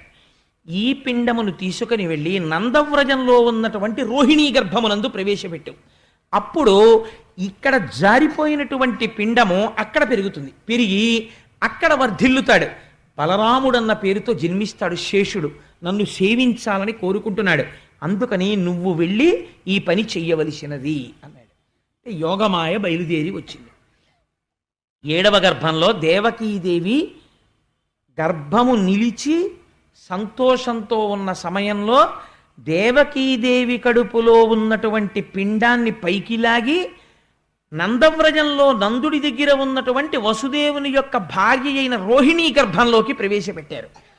ఇవాళ మనం భాగవతం చెప్తే ఇది జరుగుతుందా అని మీరు ఎవ్వరూ అడగక్కర్లేదు. జరుగుతున్నాయి కదా ప్రపంచంలో. అంటే అప్పుడు మహర్షులు ఎప్పుడో చేశారు, భాగవత కాలంలోనే మన వాళ్ళు దీన్ని తెలుస్తోంది కదా. కాబట్టి బలము మిగుల కలుగ బలభద్రుడని లోక రమణుడగుట చేసి రాముడనియు సతికి పుట్టె గర్భ సంకర్షణంబున సంకర్షణుండనెడి ఘనుడు సుతుడు. పోతన గారు అన్నారు, బలము మిగుల కలుగ బలభద్రుడని, చాలా బలవంతుడైనటువంటి వాడు కాబట్టి ఆయనకి బలభద్రుడు అని పేరు. లోకరమణుడగుట చేసి రాముడనియు, లోకములనన్నింటినీ ఆనందింపచేస్తాడు కాబట్టి రామశబ్దాన్ని పక్కన పెట్టారు, బలరామ అని పిలిచారు. సతికి పుట్టె గర్భ సంకర్షణంబున, ఈ అమ్మ కడుపులోంచి లాగబడి వేరో అమ్మ కడుపులోకి ప్రవేశపెట్టబడ్డాడు. అందుకని సంకర్షణుడు అని పేరు వచ్చింది. అందుకని సతికి పుట్టె గర్భ సంకర్షణంబున సంకర్షణుండని డిఘనుడు సుతుడు. ఆ విధంగా సంకర్షణుడన్న పేరుతో బలరాముని యొక్క ఆవిర్భావము జరిగినది. కృష్ణావతారమునకు ముందు బలరాముడు ఆవిర్భవించాడు. తదనంతరము ఇప్పుడు కృష్ణ పరమాత్మ ఆవిర్భవించాలి. ఆయన యొక్క అంశ, ఆ పూర్ణమైనటువంటి ఆ తేజస్సు బయలుదేరి వసుదేవుడిని ఆవహించింది. వసుదేవుడిలోంచి ఆ తేజస్సు దేవకీ గర్భంలోకి ప్రవేశించింది. నాకు చాలా ఇష్టమైనటువంటి పద్యం ఒకటి ఉంది ఈ భాగవతంలో. ఈ స్థితిలో అంటే నేను ఇలా చెప్పానని తల్లులు వేరొకలా భావించకండి. గర్భిణీ స్త్రీలకి కలిగేటటువంటి వికారములను గురించి ఇళ్లలో అనుకుంటుంటారు. దాన్ని పోతన గారు ఈశ్వరపరం చేశారు. ఎంత గొప్పగా వర్ణన చేశారో చూడండి. సలిల మావిల నాగ జఠరార్భకునిగా నజననికై వడి ఘర్మ సలిల మొప్పే ఒగితేజమాయింతి ఉదరిఢింబకు కొల్వగదిసిన క్రియ దేహ కాంతి మిరయ పవనుడా కొర్మ గర్భస్థుని సేవింపనులపెనా మిక్కిలియార్వులమరే కుంభిని ఆలేమ కుక్షిగునర్చింప చొచ్చు భంగిని మంటి చొరవదనరే గగన మిందువదన కడుపులో బాలు సేవలకు రూపుమెరసి వచ్చినట్టు బయలు వంటి నడుము బహుళమయ్యను పంచభూతమయుడులోన బొదల సతికి.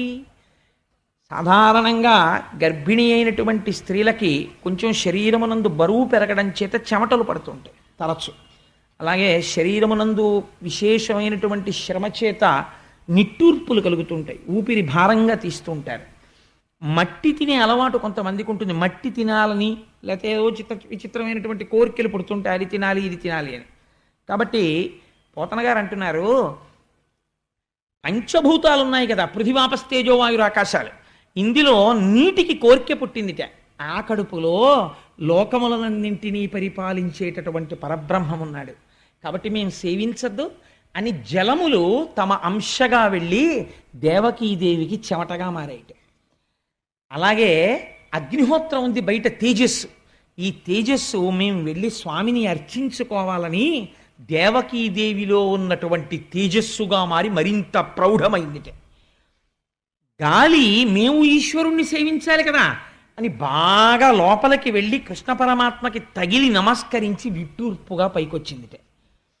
మట్టి లోపల ఈశ్వరుడికి తగలాలన్న కోరికతో దేవకీదేవికి మట్టి తినాలన్న కోరికగా మారి ఆవిడ తింటే లోపలికి వెళ్ళి కృష్ణుణ్ణి సేవించుకుందిట. ఆకాశం పరమాత్మని సేవించుకోవాలన్న కోరిక కలిగి స్వామి శయనించినటువంటి ఈ ప్రాంతం ఉంటుందే, ఇది ఇప్పటి వరకు సన్నని నడుమున్నటువంటి దేవకికి విశాలమైన నడుమైందిట. కాబట్టి ఆకాశం పెరిగిందిట, కృష్ణుణ్ణి సేవిస్తోందిట. ఇలా గర్భిణి అయినటువంటి దేవకీదేవిని కృష్ణుడు కడుపులో ఉన్నందుకు 5 భూతములు సేవించాయన్నారు. ఈశ్వరానుగ్రహం ఎలా ఉంటుందో నిజంగా మహానుభావుడు ఒక గర్భిణీ స్త్రీ పొందేటటువంటి అవస్థని ఈశ్వరానుగ్రహంగా మార్చి దర్శనం చేయడంలో పోతనగారి స్థితిని మీరు చూడండి. ఆ దృష్టికోణం ఉన్నవాడు బ్రహ్మం కాకపోతే ఇంకేమవుతాడండి? అటువంటి పోతనగారి పద్యాలు, అటువంటి ఆంధ్రదేశంలో మనం పుట్టి పోతనగారి పద్యాలు చెప్పుకోకపోతే ఇంకా మనం నిజంగా ఆయనకి వారసులమని ఏ ముఖం పెట్టుకుని చెప్పుకుంటాం? అంతటి మహానుభావుడైన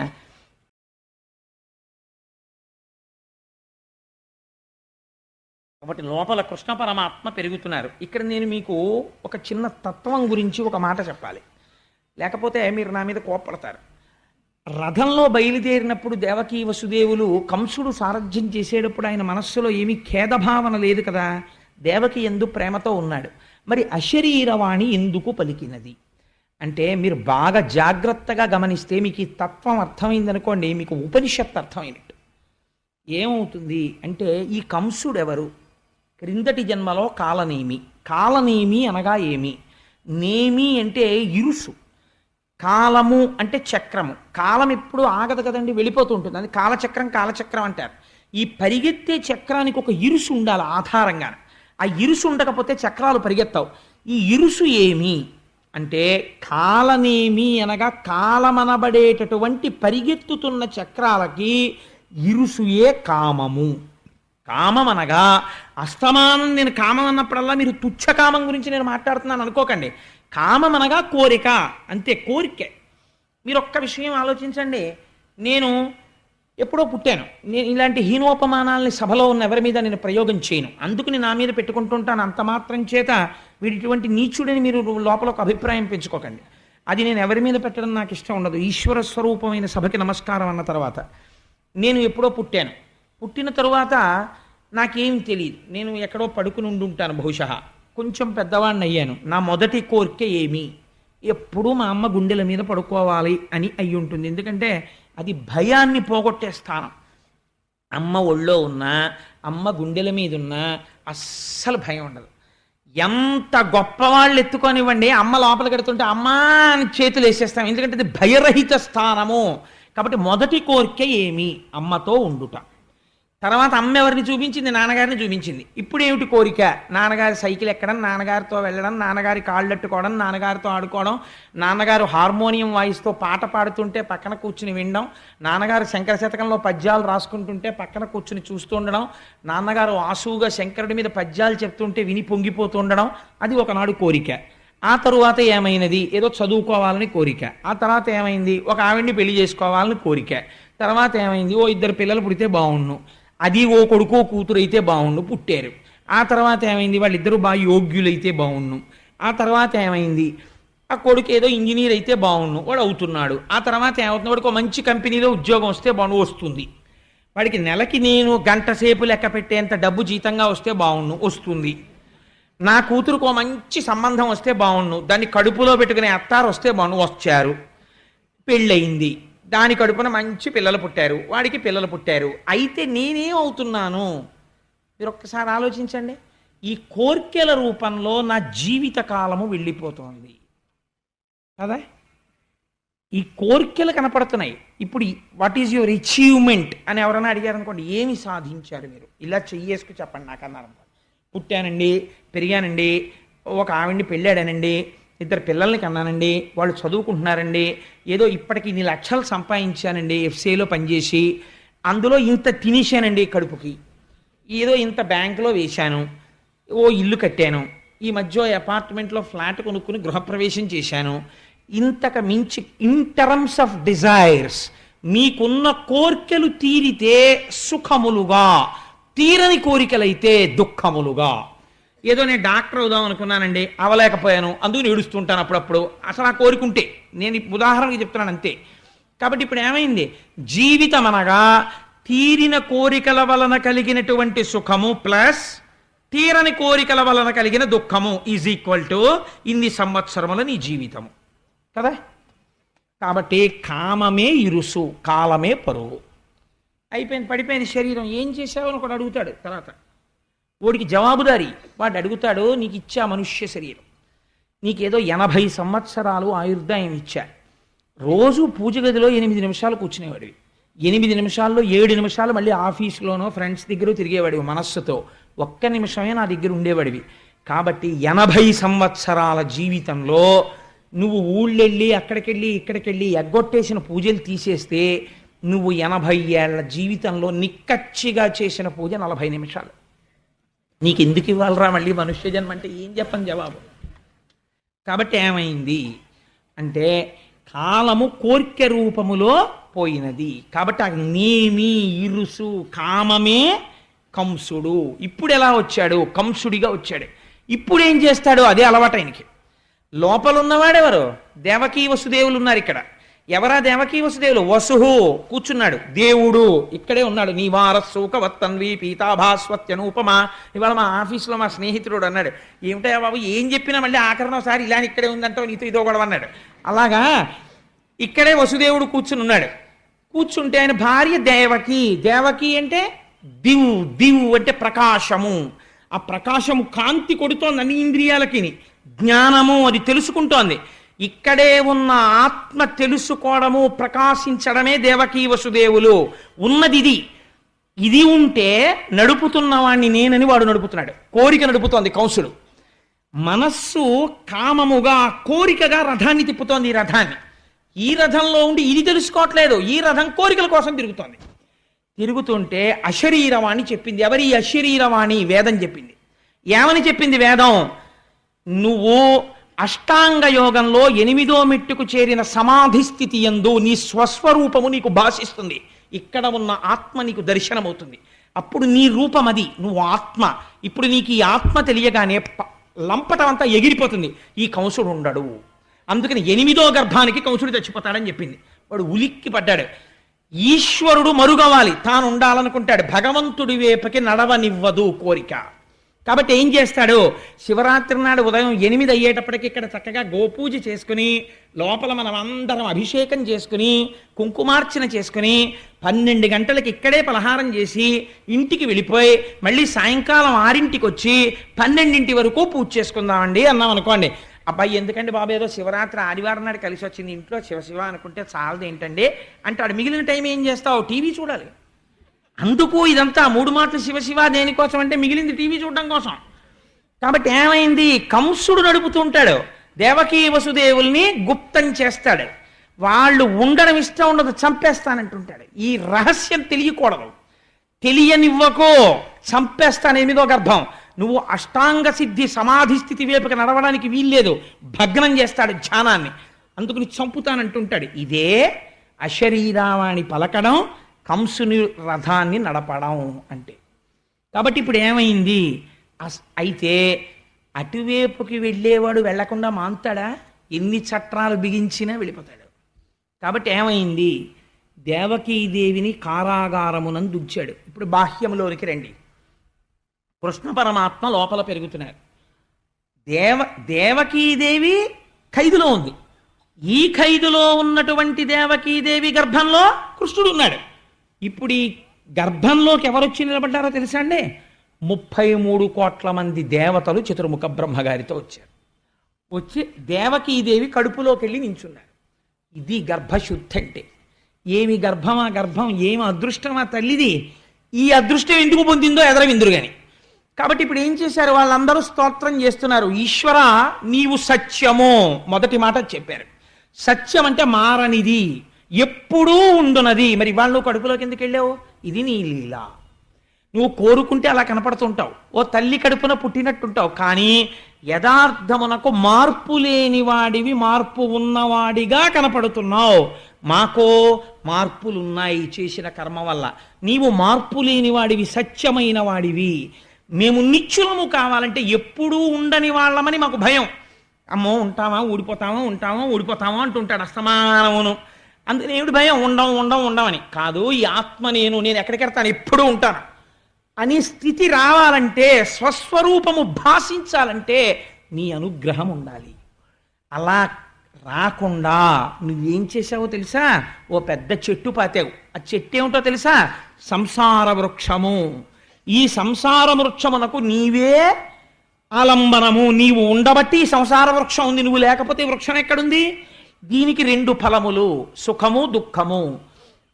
దీనికి 3 రసములు, సత్వ రజస్తమో గుణములు. 4 వేర్లు, ధర్మార్థ కామ మోక్షములు. దీనికి 5 రకములైనటువంటి విధానములు, శబ్ద స్పర్శ రస రూప గంధములు. దీనికి 6 ఊడలు. ఆ 6 ఊడలే కామ క్రోధ లోభ మద మోహ మాత్సర్యములు. 7 రకములైన పొరలు, చర్మము, రక్తము, మాంసము, కొవ్వు, అస్థి, శుక్ల, మేధ. దీనికి 8 కొమ్మలు ఈ చెట్టుకి. ఇవే 2 చేతులు, 2 కాళ్ళు, 4, 5 నోరు, 6 కంఠము, 7 హృదయము, 8 ఉదరము. ఈ 8 కలిపి 8 కొమ్మలు. ఈ చెట్టుకి 9 తొర్రలు, 2 కళ్ళు, 2 ముక్కులు, 2 చెవులు, 6 నోరు, 7 మలద్వారం, 8 మూత్రద్వారము, 9 తొర్రలున్న చెట్టు. నీ ఆజ్ఞ అయ్యే వరకు ఇందులో 10 వాయువులు, ప్రాణ అపాన వ్యాన ఉదాన సమాన నాగ కూర్మ కృకర ధనంజయ దేవదత్తములు. ఈశ్వర, ఇది నువ్వు సృష్టించిన చెట్టు. దీని యందు లంపటమునందు పడున్నారు ప్రపంచంలో ఉన్న మనుష్యులందరూ. దీని మీద 2 పిట్టలున్నాయి. ఒక పిట్ట ఎప్పుడూ ఏమీ తినకుండా సంతోషంగా ఉంటుంది, ఓ పిట్ట ఎప్పుడూ తిని ఏడుస్తుంటుంది. ఏమిటా పిట్ట అంటే, ఒకటి ఆత్మ. ఆత్మయే జీవుడన్నవాడే ఆత్మ. కానీ అందులోంచి ప్రతిబింబంలా బయటికి వచ్చి నేను జీవుడనని తిని ఏడుస్తుంటాడు, తినక సంతోషంగా ఉంటాడు పరమాత్మ. ఆయన ఎప్పుడూ ఆనందమే. ఆ పరమాత్మ సాక్షిగా ఉంటాడు, తెలుసుకుంటూ ఉంటాడు. ఇది అసలు స్వరూపం. నీవు అనేక శరీరములను తీసుకున్నావు. ఏ శరీరము తీసుకుని నువ్వు వచ్చినది మాత్రము లోకమును రక్షించడానికే వచ్చావు. అటువంటి మహానుభావుడివి నువ్వు అని వాళ్ళు అన్నారు. ఒక చిత్రమైనటువంటి మాట అన్నారు. మహానుభావా, అయితే ఈ విషయాన్ని అందరూ తెలుసుకోలేరు. ఒక ఈశ్వరుడే లోక కళ్యాణం చెయ్యడానికి ఒకసారి తెల్లగా, ఒకసారి ఎర్రగా, ఒకసారి నల్లగా, ఒకసారి పావులు మెళ్ళో వేసుకొని, ఓసారి 4 ముఖాలతో, ఒకసారి శేషతల్పం మీద పడుకొని ఉంటాడని జ్ఞాపకం ఉండదు. ఎందుకు ఉండదో తెలుసా అంటే, మాయచేత ఎరుకమాలిన వారలు బహువిధంబుల నిన్ను పేరుకొండ్రు, ఎరుక కలిగిన వారు ఏకచిత్తంబున వివిధ మూర్తులుయును నీవేయండ్రు. మాయ కమ్మేసిన వాడికి భగవంతుడు ఏదో ఒక రూపంలోనే ఉన్నాడంటాడు, మిగిలినవి భగవంతుని యొక్క రూపాలు కావంటాడు. అంటే వాడు మాయ చేత కట్టబడ్డాడు. మాయ నీ అనుగ్రహంతో వదిలినవాడు ఆ ఈశ్వరుడే ఇన్ని రూపాలతో ఉన్నాడు అనగలుగుతాడు. కాబట్టి ఈశ్వర, నువ్వు ఆ జ్ఞానం ఇవ్వాలి. ఆశ్చర్యం ఏమిటో తెలుసా? నువ్వు నోరిచ్చి నీ నామము చెబితే గట్టెక్కిస్తానంటే, నీ నామం చెప్పడం కూడా కొందరికి బరువే. ఆ నామం కూడా చెప్పక అధోగతి పాలైపోతుంటారు. సరికదా, నీ నామాన్ని విమర్శిస్తారు, నీ కథల్ని విమర్శిస్తారు నువ్విచ్చిన నోటితో. ఎంత ఆశ్చర్యమో చూడు. చెప్పడం చెప్పేస్తున్నారు, విమర్శిస్తున్నారు. అధోగతుల పాలైపోయాక తెలుసుకుంటారు ఏమైపోయారు. ఇది దుర్వినియోగం చేస్తున్నారు. లోకం ఇలా నడుస్తోంది. కానీ మాయందు అనుగ్రహించి, మహానుభావా, ముచ్చిరియున్నది లోకము నిచ్చలుకం సాధికలులు నిర్దయులేచన్ మచ్చిక కావవలయును విచ్చేయుము తల్లి కడుపు వెడలిబుకుందా. కంసాదులు రాజ్యం చేస్తూ భక్తులైనటువంటి వాళ్ళని నిగ్రహిస్తున్నారు. కాబట్టి స్వామి, నువ్వు అమ్మ గర్భంలోంచి బయటికి రావలసింది ముకుందా అని ప్రార్థన చేశారు. ప్రార్థన చేసిన తరువాత ఇక్కడ కంసుడి పరిస్థితి మహాదారుణంగా ఉంది. ఇందుచేత అష్టమ గర్భం వచ్చేసింది, నెలలు పెరుగుతున్నాయి. ఆవిడికి 9వ నెల వచ్చేసింది. స్పష్టంగా తేజస్సు కనపడుతోంది. ఆ అష్టమ గర్భంలో పుట్టేవాడు తన్ను చంపేస్తాడని భయం. అందుచేత తిరుగుచు, కుడుచుచు, త్రాగుచు, ఆఖరికి ఏం చేస్తున్నా సరే అరుగుచు కూర్చుండి లేచునవరత అనవరతంబొన్ హరితలచి తలచి జగమా హరిమయముగ చూచ కంసుడారనియలుకన్. ఎంత చిత్రమో చూడండి. కంసుడికి కూడా జ్ఞానము చేత లోకమంతా ఒక ఈశ్వరుడు కనపడ్డట్టే కంసుడికి కూడా కనపడుతోంది. అందుకే అన్నాడు నారదుడు ధర్మరాజు గారితో, వైరంతో కూడా పొందుతున్నారు ఈశ్వరుణ్ణి అన్నాడు. తిరుగుచు కుడుచుచు వ్రాలుచు అరుగుచు కూర్చుండి లేచు అనవరతంబున్ హరితలచి తలచి జగమా హరిమయముగ చూచ కంసుడు ఆరనియలుకన్. తిరుగుతూ ఉంటాడు. అమ్మో ఇంకొచ్చేస్తాడేమో, ఏ క్షణంలో ప్రసవం అయిపోతుందో, పుట్టి ఏమో ఏం చేస్తాడో, ఏ రూపంలో వస్తాడో, ఎలా చంపుతాడో. తాగుతుంటాడు, గ్లాస్ అప్పుడైతే భయం, వచ్చేసాడేమో ఏ రూపంలోనో. ఎక్కడో ఎవరో స్వామి అంటారు, అమ్మో వచ్చేసాడేమో అని భయం. ఉలిక్కి పడుతుంటాడు, వాసన చూస్తుంటాడు, ఏమో వాసనారూపంగా ఎందుకు రాకూడదు. ఇంతకుముందు హిరణ్యకశిపుల్ని వాళ్ళందరినీ చిత్రంగా చంపాడు. హిరణ్యకశిపు ఉపాఖ్యానానికి సంబంధించిన రహస్యం ఎక్కడ చెప్పాడో తెలుసా అండి ఆయన? బలిచక్రవర్తి ఉపాఖ్యానంలో చెప్పాడు శ్రీమన్నారాయణుడు. మీ తాతోడు ఉండేవాడయ్యా, వాడు నా కోసం వెతికాడు నన్ను చంపుదామని, వైకుంఠానికి వచ్చాడో సార్ నా కోసం, నేను ఏం చేశానో తెలుసా? వాడి ముక్కు రంధ్రాల్లోంచి వెళ్ళి వాడి గుండెల్లో కూర్చున్నాను, వాడు బయటంతా వెతికాడు, వాళ్ళలోనే ఉన్నానని తెలుసుకోలేకపోయాడు, వెర్రాడు, ఆఖరికి ఇందులోంచి వచ్చి స్తంభంలోంచి బయటకు వచ్చి వాడిని చంపేశానన్నాడు. అందుకని నీ వాళ్ళేం తక్కువ వాళ్ళు కారులే అన్నాడు బలిచక్రవర్తితో. కాబట్టి ఎక్కడుంటాడు? ఇక్కడే ఉంటాడు ఈశ్వరుడు. అంతర్ముఖ సమారాధ్య బహిర్ముఖ సుదుర్లభ. బయట వెతికితే దొరకదు, లోపలికెడితే దొరుకుతుంది. లోపలికి వెళ్ళడం మనకి తెలియదు, బయట తిరగడం తప్ప. కాబట్టి ఆయన ఏం చేస్తున్నాడు అంటే, ఏది చేస్తున్నా అమ్మో వచ్చేస్తాడు చంపేస్తాడు, ఇదే బెంగ. కాబట్టి ఇప్పుడు ఏమవుతోంది? ఎవరిని చూసినా శ్రీహరే కనపడుతున్నాడు. తలచి జగమా హరిమయము గచూచ కంసుడారనీయలుకన్. నిజంగా కృష్ణావతారం ఆవిర్భవించేటటువంటి సమయం ఆసన్నం అవుతోంది. మీకు ఒక గొప్ప రహస్యం చెప్పేస్తున్నాను ఇవాళ. ఏమిటో తెలుసా అండి? శ్రావణ మాసంలో అర్ధరాత్రి 12 గంటలకి ఆకాశం మబ్బులు పట్టి వర్షం పడుతుంటే శ్రీకృష్ణ భగవానుని యొక్క ఆవిర్భావం. మళ్ళీ అక్కడి నుంచి 6 నెలలు లెక్కెట్టండి. భాద్రపదము, ఆశ్వీజము, కార్తీకము, మార్గశీర్షము, పుష్యము, మాఘము. మాఘమాసంలో మళ్ళీ మహాశివరాత్రి నాడు అర్ధరాత్రి 12 గంటలకి లింగోద్భవం. ఏమిటి చిత్రం? 6 నెలలు కరచరణాదులున్నవాడి పూజ చేస్తే ఆకారము ఉన్నదా ఆకారము లేదా అన్న లింగస్వరూపము జ్యోతిర్లింగమై భాషిస్తుంది. అలా ఎలా వస్తుందో రేపు మహాశివరాత్రి నాటి సాయంకాలం ఉపన్యాసంలో చెప్తా. మహాశివరాత్రి నాడు లింగోద్భవం అంటే ఏమిటో అర్ధరాత్రి 12 గంటలకి ఖచ్చితంగా 6 నెలలకి లింగోద్భవం. ఎక్కడ శివకేశవ భేదాలు ఉన్నాయండి? ఎంత ఆశ్చర్యంగా ఉంటుంది మనుష్యుణ్ణి ఉద్ధరించడానికి ఈశ్వరుడి యొక్క తత్వం. కాబట్టి ఇప్పుడు ఆకాశం అంతా మబ్బులు పట్టుంది. ఈయన ఏ నిమిషానికి ఆ నిమిషమే భయం. ఒకరోజు అనుకున్నట్ట ఇంకా సుఖం లేదు, చంపేస్తాను, అసలు గొడవ వదిలిపోతుంది, నేను ఈ టెన్షన్ పడలేకపోతున్నాను, వీడు ఎప్పుడు పుట్టేస్తాడో, చంపేస్తాను దేవకీదేవిని అనుకున్నాడు. వెళ్ళాడు. లోపల ఉన్నవాడు ఎవరండి? మహామాయా మానుష రూపుడు. ఆ చెల్లెల్ని చూస్తే జాలేసిందిట. ఇంత పరాక్రమవంతుడిని, ఆడపిల్లని చంపనా, గర్భిణిని, ఇంకెందుకు, ఎలాగో పుడతాడు కదా, పుట్టిన తర్వాత చంపేస్తాను అని వెనక్కి వచ్చాడు. కానీ నిద్ర పట్టట్లేదు. ఆ రోజే నిద్ర పట్టింది వాడి కర్మ. గాఢ నిద్రలో ఉన్నాడు. భటుల్ని పెట్టాడు, తలుపులు దగ్గరకేశాడు, వాటికి ఇనప గొలుసులేశాడు, వాటిలో మేకులు దింపాడు, తాళాలు వేశాడు, చెవులు బొడ్డులో పెట్టుకున్నాడు. బిడ్డడు ఏడ్చిన తర్వాత ఒక హుకుం జారీ చేశాడు. వేసిన తాళాలకి సీల్స్ వేస్తుంటాం ఇప్పుడు, అలా రాజముద్రలు సరిగ్గా ఉన్నాయో లేచి వచ్చి చెప్పమని చెప్పాడు తాళాలకి. ఇంకా దారుణం ఏమిటో తెలుసా అండి? వసుదేవుడు ఏమైనా చేస్తాడేమో అని అనుమానంతో వసుదేవుడి కాళ్ళకి చేతులకి ఇనప సంకెళ్ళేశాడు, వేసి కూర్చోబెట్టాడు ఆ కారాగారంలో. ఎంత దారుణం అంటే, ఆనాడు దేవకీ ప్రసవ సమయమునందు సహాయం చేసిన వారు లేరు, అంత బాధపడింది ఆ తల్లి.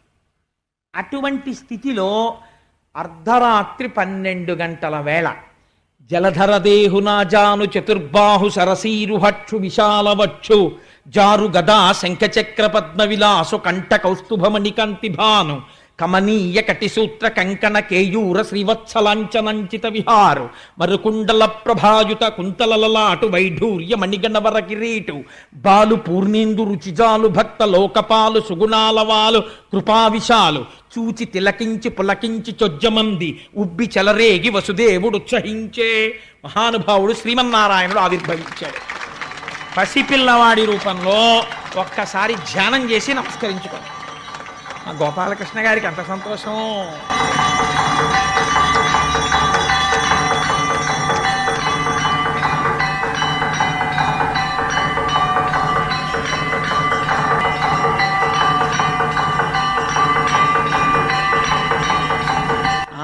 నీరాజనం తీసుకోండి అమ్మా. కృష్ణ జననం వినడం అంటే దశమస్కంధాంతర్గతంగా ఎంత అదృష్టం ఇంక ఇవాళ నుంచి. అందుకని జలధరదేహు నాజాను చతుర్బాహు సరసీరుహక్షు విశాలవక్షు. పోతన గారికి సీసం అలా పడింది ఆ పద్యం. ఇదేంటి 4 బాహువులతో నల్లటి మొబ్బెలా ఉంటుందో అటువంటి కాంతితో పట్టు పీతాంబరం కట్టుకుని శంఖచక్ర గదా పద్మములను ధరించినటువంటి వాడై మహానుభావుడు మంచి వజ్ర వైఢూర్యములు పొదగబడినటువంటి కిరీటంతో మంచి నల్లటి కుంతలములతో చెవులకు పెట్టుకోబడినటువంటి కర్ణాభరణముల యొక్క కాంతి గండస్థలముల యందు ప్రకాశిస్తూ ఉండగా మెడలో ఆ శ్రీవత్సమ కౌస్తుభం అనేటటువంటి రత్నాన్ని ధరించి శ్రీవత్సమన్న పుట్టుమచ్చతో సమస్త లోకములు కొలిచేటటువంటి పాదపద్మములతో చంటి పిల్లవాడిగా వసుదేవుడికి దర్శనమిచ్చాడు. అటువంటి పిల్లవాణ్ణి చూసి నిజంగా వసుదేవుడు సంకెళ్లలో ఉన్నాడు. ఏమి పద్యం వేసేశారండి పోతన గారు. దర్శనం చేస్తూ కళ్ళ నీళ్లు చిప్పిళ్ళి ఘంటంగా జరిగింది. జలధరదేహు నాజాను చతుర్బాహు సరసీరుహక్షు విశాలవక్షు జారు గదా శంఖచక్ర పద్మ విలాసు కంఠ కౌస్తుభమణి కంతిభాను కమనీయ కటిసూత్ర కంకణ కేయూర శ్రీవత్సలాంఛనంచిత విహారు మరుకుండల ప్రభాయుత కుంతలలాటు వైఢూర్య మణిగణ వరకిరీటు బాలు పూర్ణేందు రుచిజాలు భక్త లోకపాలు సుగుణాలవాలు కృపావిశాలు చూచి తిలకించి పులకించి చోద్యమంది ఉబ్బి చెలరేగి వసుదేవుడు ఉత్సహించే. పొంగిపోయాట ఆ పిల్లాన్ని చూసి. పొంగిపోయి అన్ని లోకములను కాపాడేటటువంటి వాడు నాకు కొడుకుగా పుట్టాడు. మామూలుగా కొడుకు పుడితేనే గోదానం చేస్తారు, వస్త్రదానం చేస్తారు, హిరణ్యదానం చేస్తారు. నాకు శ్రీమన్నారాయణుడు కొడుకుగా పుట్టాడు, నేను ఎన్ని చెయ్యాలి? కానీ కొడుకు పుట్టినప్పుడు సచేల స్నానం చెయ్యాలి. నేను స్నానం చెయ్యడానికి కూడా లేదని స్నానము చేయక రామిని ఆనందరసాబ్ధిమగ్నుండై ధేనువులను 10,000 విప్రులకును మానసికముగా ధారవోసమరి ఇచ్చుటకొన్. వెంటనే ఆ కృష్ణ దర్శనంతో కృష్ అంటే నిరతిశయ ఆనంద రూపుడు. ఆ ఆనందంలో తాను స్నానం చేసేసట. స్నానం చేసేసి ఒక్కసారి నీళ్లు ముట్టుకున్నట్ట.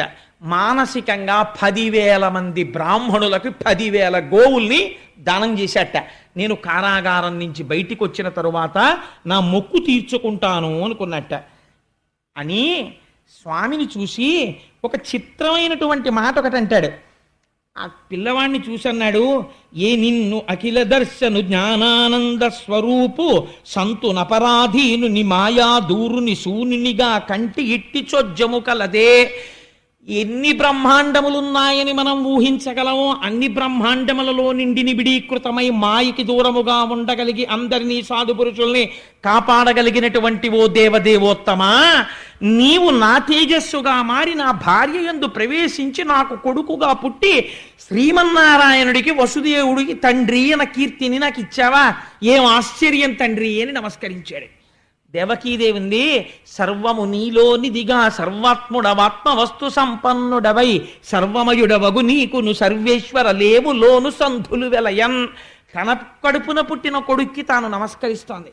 ఈశ్వర, ఇది లేదు ఇది ఉంది అని చెప్పడానికి లేదు. దృశ్యతే శ్రూయతేపి వా అంతర్బహిశ్చ తత్సర్వం వ్యాప్య నారాయణ స్థిత. అన్నీ నీయందున్నాయి. అన్నీ నీయందున్న వాడివి నీవు నాయందు కొడుకుగా పుట్టావు. ఏమి భాగ్యం చేసుకున్నానయ్యా అని పొంగిపోయింది. స్వామి, నన్ను కారాగారంలో పెట్టాడు నా సోదరుడు, నీకేం అపాయం వస్తుందో అని బెంగ పెట్టుకుంటున్నాను అంది. ఆ దేవకీ వసుదేవుల వంక చూసి నవ్వుతూ, దేవకీ వసుదేవులారా మీరు భయపడకండి, అసలు నేను ఇలా ఎందుకు జన్మించానో రహస్యం చెప్తాను వినండి. స్వయంభవమనువు యొక్క మన్వంతరంలో మీరిద్దరూ కూడా ఒక ప్రజాపతి భార్య. నీ పేరు సుతపుడు, ఆమె పేరు పృష్ణి. మీ ఇద్దరు 12,000 దివ్య సంవత్సరములు నా గురించి తపస్సు చేశారు.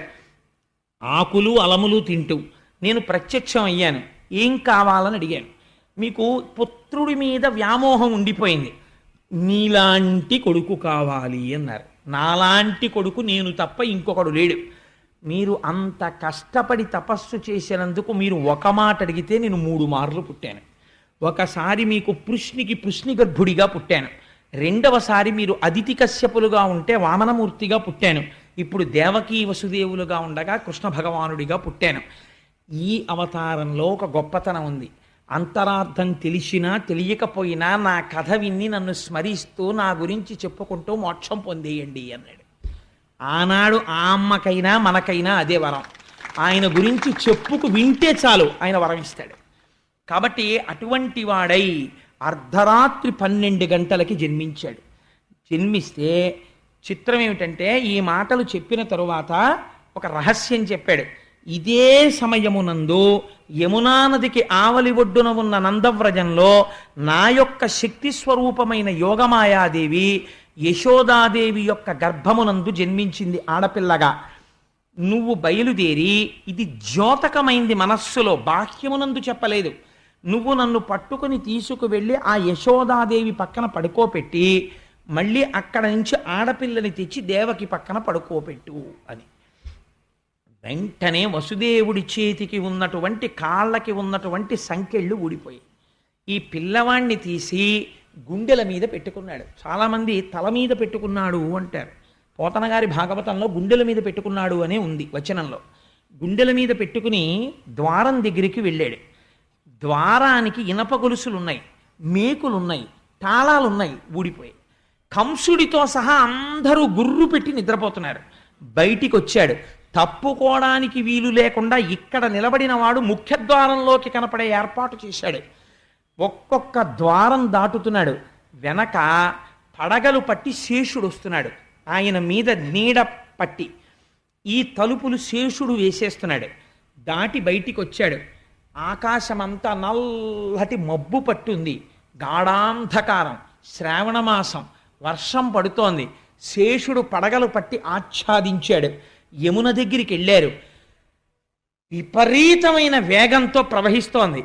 ఈ వసుదేవుడు కృష్ణ పరమాత్మని ఇలా పెట్టుకుని ఆ యమున వంక చూశాడు. ఆశౌరికి తెరవొసగెను ప్రకాశోద్దత తుంగ భంగ కలిత ధరా సాకాశయగు యమున మును సీతేశునకు పయోధిత్రోవ ఇచ్చిన భంగిన్. కృష్ణ పరమాత్మని గుండెల మీద పెట్టుకున్న వసుదేవుణ్ణి చూడగానే ఆనాడు రామచంద్రమూర్తికి చోటిచ్చేసిన సముద్రంలా యమున చోటిచ్చేసింది. అందులోంచి వసుదేవుడు వెళ్ళిపోయాడు. ఇదే అక్కడికి వెళ్ళి కృష్ణ పరమాత్మని పడుకోబెట్టాడు. అక్కడ ఆడపిల్ల పుట్టిన ఎవ్వరికీ తెలియదు, అందరూ గాఢ నిద్రలో ఉన్నారు. ఈ పిల్లవాడిని అక్కడ పడుకోబెట్టాడు. కుయ్యి అనలేదు, కయ్యి అనలేదు. ఆ పిల్లని ఎత్తుకున్నాడు, చక్కగా పట్టుకున్నాడు. మళ్ళీ తిరిగి వచ్చాడు. మళ్ళీ యమున దారి ఇచ్చేసింది. మళ్ళీ యమున దాటి ఈవలి ఒడ్డుకు వచ్చాడు. వచ్చి అంతఃపురంలోకి ప్రవేశించాడు. ఒక్కొక్క తలుపు తెరుచుకుంది. లోపలికి వెళ్ళాడు. ద్వారాలు వేసుకున్నాయి. ఇనప సంకెళ్ళు పడిపోయాయి, మేకులు పడిపోయాయి, తాళాలు పడిపోయాయి. వసుదేవుడు వెళ్ళి ఆడపిల్లని ఆ దేవకీదేవి పక్కన కూర్చోపెట్టాడు. తను వచ్చి ఇలా కూర్చున్నాడు. ఇన్ని మూసుకున్నాయి, సంకెళ్ళు మాత్రం తగులుకోలేదు, అలాగే ఉండిపోయాయి. అన్ని మూసుకున్నాయి, సంకెళ్ళు తగులుకోకుండా అలాగే ఉన్నాయి. ఇప్పుడు వసుదేవుడు చూశాడు. ఒక నవ్వు నవ్వి పదముల సంఖ్యలనిడుకొని మదితలచు సూరసుతుడు ముందరివోలెన్ గుదురుకల రీతి దేహము కదలించుచు నూరకుండె గురువరతంబున్. ఉపనిషత్ రహస్యం చెప్పేశారు. ఇక్కడ ఏమైంది అంటే కృష్ణ పరమాత్మని ఇక్కడ ధరించాడు అంటే లోపల ఉన్న ఆత్మస్వరూపాన్ని తెలుసుకున్నాడు ఇప్పుడు వసుదేవుడు. తెలుసుకోగానే భిజ్యతే హృదయ గ్రంథి చింద్యంతే సర్వసంశయా క్షీయంతే చాస్య కర్మాణి తస్మిన్ దృష్టే పరావరే. ఆ హృదయ గ్రంథి విడిపోయింది, ఆ గొలుసులు ఊడిపోయాయి, ఇప్పటి వరకు ఉన్న కర్మబంధములు తెగిపోయాయి, సంశయాలు తొలగిపోయాయి. బయటికెడుతుంటే అవివేకమన్న మబ్బులు, అజ్ఞానమన్న చీకటి పట్టి ఉంది. ఆధ్యాత్మిక ఆదిభౌతిక ఆదిదైవికములనేటటువంటి వర్షములు పడుతున్నాయి. పరమభక్తుడైన వాడికి ఇవి ఇబ్బంది పెట్టవు. అందుకని శేషుడు పడగబట్టాడు. జ్ఞానము కలగడానికి ముందు విశేషమైన భక్తి కలుగుతుంది. రమణ మహర్షికి ఆత్మతత్వం తెలియడానికి ముందు పెరియ పురాణం చదివి అపారమైన భక్తి అరుణాచలం మీద కలిగినట్టు. ఇప్పుడు బయలుదేరాడు.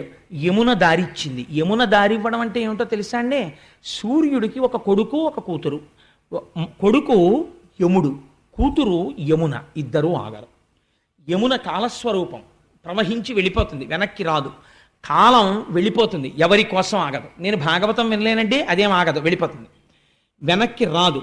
వెళ్ళిపోతున్న కాలంలో ఎవడెప్పుడు పడిపోవాలో యముడికి తెలుసు, ఆయన తీసేస్తాడు. ఆయన ఆగడు, కాలస్వరూపంలో సూర్యుడు వెళ్ళిపోతుంటాడు. అందుకే సూర్య కుటుంబం అంతా అలాగే ఉంటుంది. ఇట్లాంటి యమధర్మరాజు కాలము దారిచ్చాయి. అంటే కాలమునకు వశుడు కాడు, అంటే మృత్యువు లేదు. అందుకే రమణ మహర్షి దగ్గరికి వెళ్ళి, భగవాన్ మీరు చచ్చిపోతారని మాకు భయంగా ఉంది అంటే ఆయన నవ్వి, నాకు చావెక్కడుంది, నేను ఎప్పుడూ ఉండేవాణ్ణి, మీరు వెళ్ళిపోతారేమో అనేవారు. మీరు వెళ్ళిపోతారేమో అంటే నేను వెళ్ళడానికి చోటు ఎక్కడుంది, నేను అంతటా పరివ్యాప్తము చెందిన ఆత్మస్వరూపుడను అనేవారు ఆయన. ఈ ఆత్మస్థితి పొందిన వాడికి శరీరము పడిపోవడం గురించి బెంగ ఉండదు. ఇది పంచభూతాలు వెళ్ళిపోతాయి, ఆత్మ ఇలాగే ఉంటుంది నమ్మారు. ఆత్మగా ఉండిపోయారు. ఆత్మగా అరుణాచలమునంద జ్యోతి రూపముగా. అదే ఇందాక చెప్పినటువంటి దేవకీ వసుదేవులు అరుణాచలం కొండలో కలిసిపోయారు.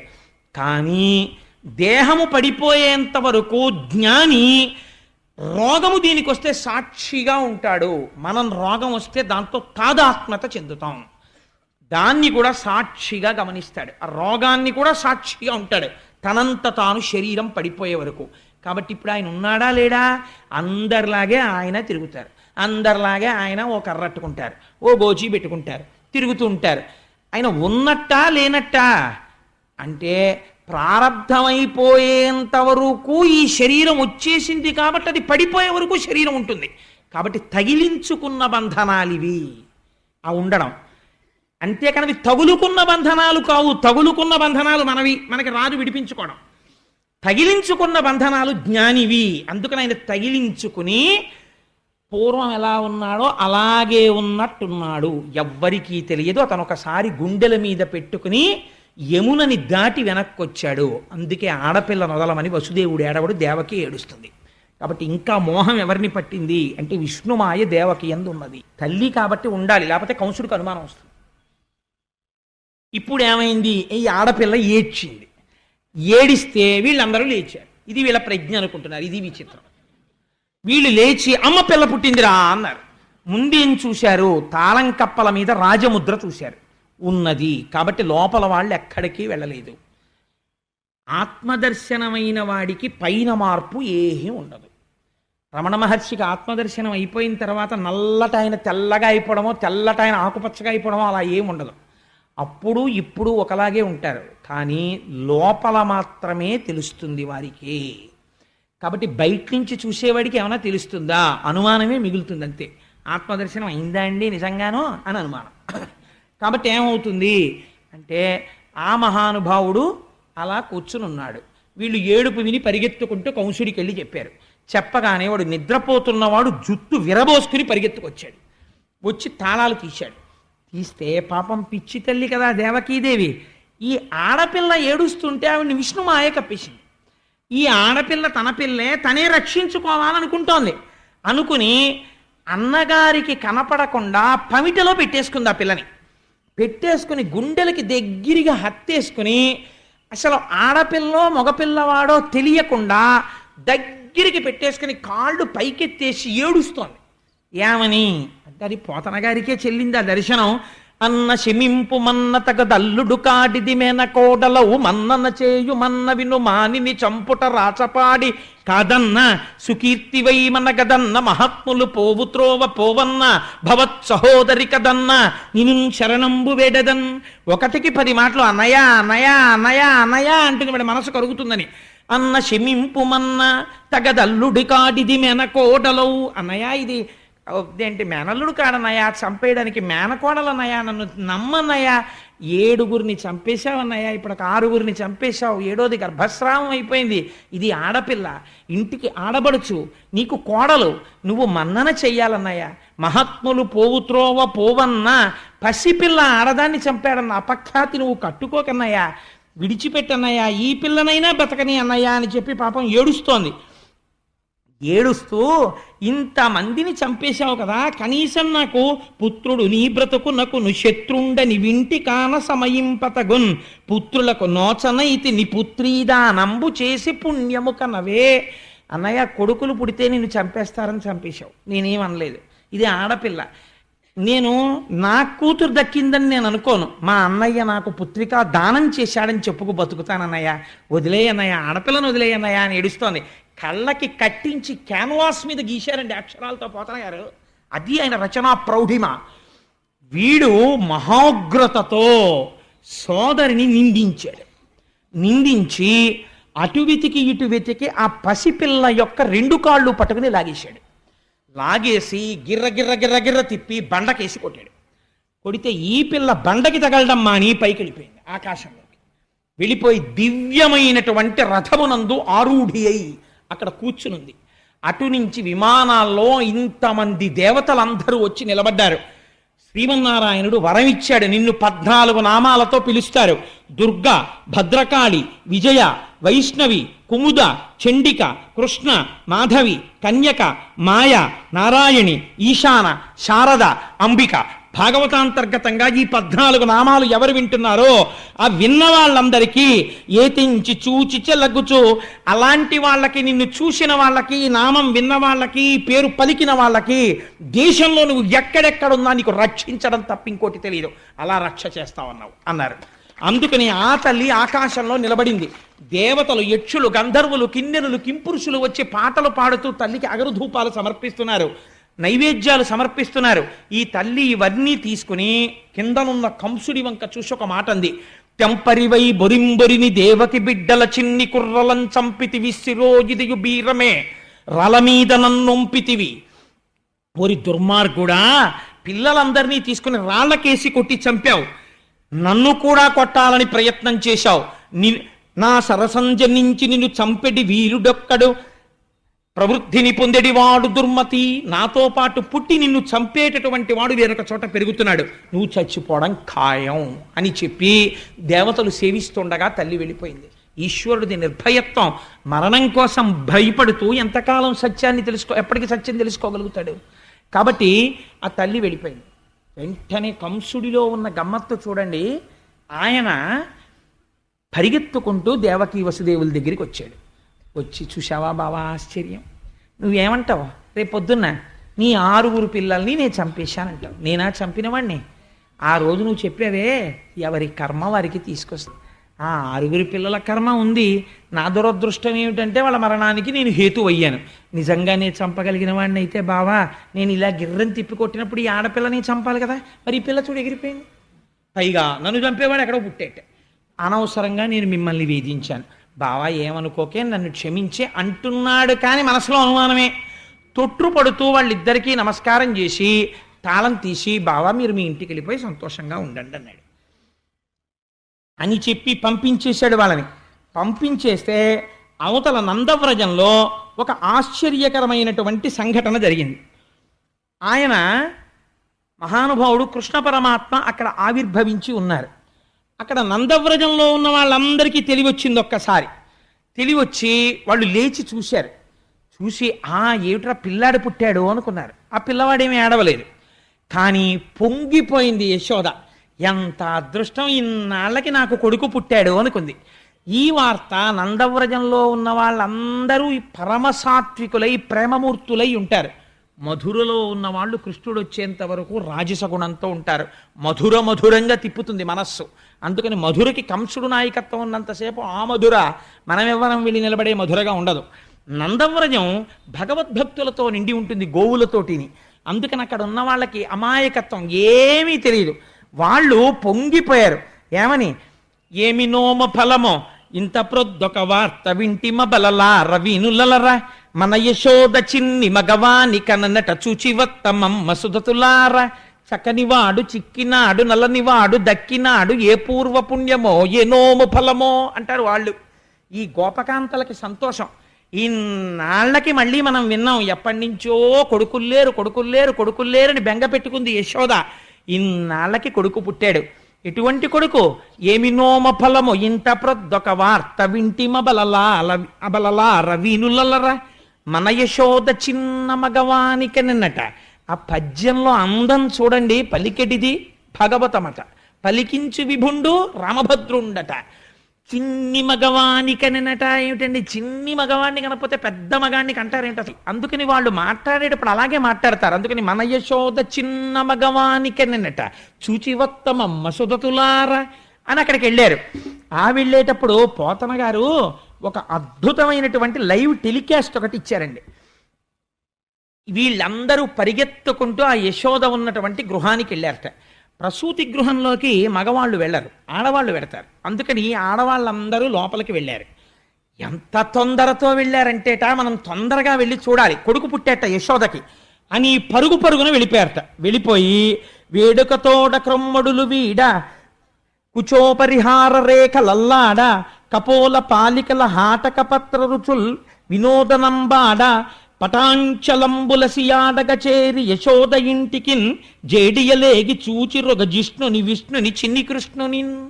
ఎంత గబగబా పరిగెత్తారంటేట, వాళ్ళు గబగబా ప్రసూతి గృహానికి వెళ్ళడంలో వాళ్ళు వేసుకున్నటువంటి కొప్పులు ఊడిపోయేట, వాళ్ళు వేసుకున్న హారాలు ముడులు పడిపోయి ఇటు అటు చిందరవందర అయిపోయేట.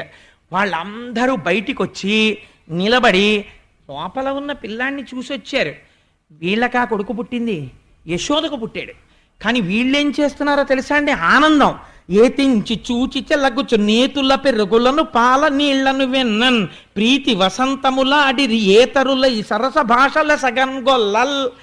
ఆ పాలు తీసి ఒకళ్ళ మీద ఒకళ్ళు కొట్టేసుకున్నారట, నెయ్యి తీసి ఒకళ్ళ మీద ఒకళ్ళు విసిరేసుకున్నారట, వెన్న ముద్దలు తీసి ఒకళ్ళ మీద ఒకళ్ళు విసిరేసుకున్నారట, నీళ్ల కడవలు కుమ్మరించేసుకున్నారట, వసంతాలు ఆడేసుకున్నారట. ఎందుకంటే మన నందప్రభువుకి కొడుకు పుట్టాడు అని పొంగిపోయి వీళ్ళందరూ బయటికి వచ్చి ఒకళ్ళతో ఒకళ్ళు చెప్పుకుంటున్నారట. భయ్యంత బాగున్నాడే పిల్లాడు, యశోద పక్కన పడుకున్నప్పుడు చూశాను నేను, బుజ్జి బుజ్జి పాదాలు, ఇంతంత పాదాలు, నల్ల మేఘం ఎలా ఉంటుందో అలాంటి రూపంతో ఉన్నాడు, అరికాళ్ళు ఎర్రగా ఉన్నాయి, పువ్వులు పొట్లం కట్టినట్టుగా ఉన్నాయి, ఇంటింటి వేళ్ళు చిన్ని చిన్ని వేళ్ళు, ఆ చిన్ని వేళ్ళు ఇలా ముట్టుకుంటూ ఉంటే ఆ బొట్టన వేళ్ళు, దాని మీద మళ్ళీ ఇంత తెల్ల తెల్లటి గోళ్ళు, పక్కన ఇంత చిన్న పిక్క, ఓ ఇంత కాలు, ఆ కాలు ముట్టుకుంటే మెత్తగా ముసలివాళ్ల మోకాళ్ళలాగా ముడతలు పడి మోకాళ్ళు, ఇంతంత తొడలు, వాటి మీద ఇలా మూడేమో గీతలు, ఆ తొడ ఇలా అంటే మెత్తటి తొడ, సన్నటి నడుము, బుజ్జి బొజ్జ, మనం పెట్టుకున్న వెన్న ముద్దలా ఇలా ముట్టుకుంటుంటే ఎంత మెత్తగా ఉంది ఆ బొజ్జ. యశోద పాలు తాగి బుజ్జి ఇంటి చిన్ని నాభి, ఆ నాభిలోంచి అమ్మ కడుపులో ఉండగా అన్నమంతా తిన్నాడు. అంత చిన్న పిల్లాడికి వక్షస్థలం ఏమిటో విశాలంగా ఉంది, చక్కటి కంఠం, దాని మీద 3 గీతలు, బుజ్జి గడ్డం, ఎర్రటి పెదవులు, బోసి నవ్వు, చిన్ని ముక్కు, చిన్ని చిన్ని కన్నాలు, తామర రేకుల్లాంటి కళ్ళు, యశోద కళ్ళే పోలికొచ్చేసాయి. ఆ చక్కటి నుదురు, గిరజాల గిరజాల జుత్తు నందప్రభులాగా, ఆ చేతులు ఎర్రటి అరిచేతులు, ఆ చేతులు చూసేటప్పటికే ఏదో సంతోషం. నిజంగా పిల్లాన్ని ముట్టుకుంటుంటే ఎప్పుడు ఎత్తుకుంటామా, ఎప్పుడు పెరుగుతాడా, ఎప్పుడు మనతో ఆడుకుంటాడా అని పొంగొచ్చేస్తోంది. భయ్యేమి వీపో నూగుతోటి అని వాళ్ళందరూ పొంగిపోయి చెప్పుకొని వసంతాలు ఆడేసుకుని పరవశించిపోతున్నారట. ఈ నందప్రభువు పొంగిపోతున్నాడు బయటికి వచ్చి, ఓహో నాకు కదా ఇలాంటి కొడుకు పుట్టాడు, ఆడవాళ్ళందరూ ఎంత గొప్పగా చెప్పుకుంటున్నారో అని సంతోషపడిపోయి. మానసిక దర్శనం అంటే అంతేనండి, బాలకృష్ణ దర్శనం కాదా? యశోద యొక్క పురిటి మంచం మీద పడుకున్న వాణ్ణి ప్రసూతి గృహానికి వెళ్ళిన స్త్రీలు ఎలాంటి కళ్ళతో చూశారో నేను అలాంటి కళ్ళతో చూడగలను పోతన గారిని ఎదురు పెట్టుకుంటే. కాబట్టి అలా దర్శనం చేసి వాళ్ళు పొంగిపోయారు. పొంగిపోతే నందుడు బ్రాహ్మణుల్ని పిలిపించాడు, గోవులు దానం ఇచ్చాడు, గొప్ప గొప్ప మేలిమి వస్త్రాలు దానం ఇచ్చాడు. ఈ పిల్లవాడి జాతకర్మ ఒక్కసారి జాతకం చూడండి ఎలా ఉంటాడు అన్నాడు. ఈ ఆభీర కుమారుడు వీరుండై శ్రీయుతుడై వీర వైరి జేతయునై దీర్ఘాయుష్మంతుండగునని పాయక దీవించినప్పుడు బ్రాహ్మణ జనముల్. ఆ పిల్లవాడి జాతకం చూసి ఆ ఏం పిల్లాడయానందుడా అని కడుపు నిండిపోయిందయా. నిజంగా లేక లేక పుట్టినందుకు ఈ పిల్లవాడు ఈ ఆభీర కుమారుడు శ్రీయుతుడై, అసలు లక్ష్మి వీడిదేనయ్యా, అంత ఐశ్వర్యం అనుకో. శ్రీయుతుడై వీరవైరి జోదయునై ఎటువంటి వీరుల్ని ఓడిస్తాడు. దీర్ఘాయుష్మంతుండగునని గొప్ప దీర్ఘాయుర్ధాయాన్ని పొందుతాడు. పాయక దీవించినప్పుడు బ్రాహ్మణ జనముల్, ఆ బ్రాహ్మణులందరూ ఆశీర్వచనం చేశారు. దుందుభులు మొరసే గాయక సందోహము పాడే సూత సముదాయముతో వందిజనులు కీర్తించిరి క్రందుగవీతించ భద్రకాహలరవముల్. నందుడి యొక్క కోటలోంచి దుందుబులు మోగేట. లోపల ఉన్న పిల్లవాడు క్షేమమే భద్రమే అని తెలియడం కోసం అని చెప్పి లోపల నుంచి పెద్ద పెద్ద ఢమరుకలు మోగించారట. బయటంతా బ్రాహ్మణులు గొల్లపడుచులు అందరూ నిలబడిపోయి వసంతాలు ఆడుకుంటున్నారు. వీళ్ళందరూ ఇంత ఆడుకుంటుంటే అసలు సంతోషం అంతా ఎవరిదోట తెలుసా అండి? క్రేళ్ళురికె మసలిలే గల్లు మల్లడిగుని రంకెలిడియ మద వృషభంబుల్ పెళ్ళున ముదుగుల పొదుగుల చల్లించన్ పాలు బాలు సంభవ వేళన్. చిన్ని చిన్ని దూడలు. కృష్ణుడు మేము ఒక్కసారే పుట్టాం, మేము 2 రోజుల ముందు పెట్టాం, మేము కృష్ణుడి కన్నా పెద్ద. మా అదృష్టం ఏమిటో తెలుసా? రేపటి నుంచి మేము పరిగెడుతుంటాం.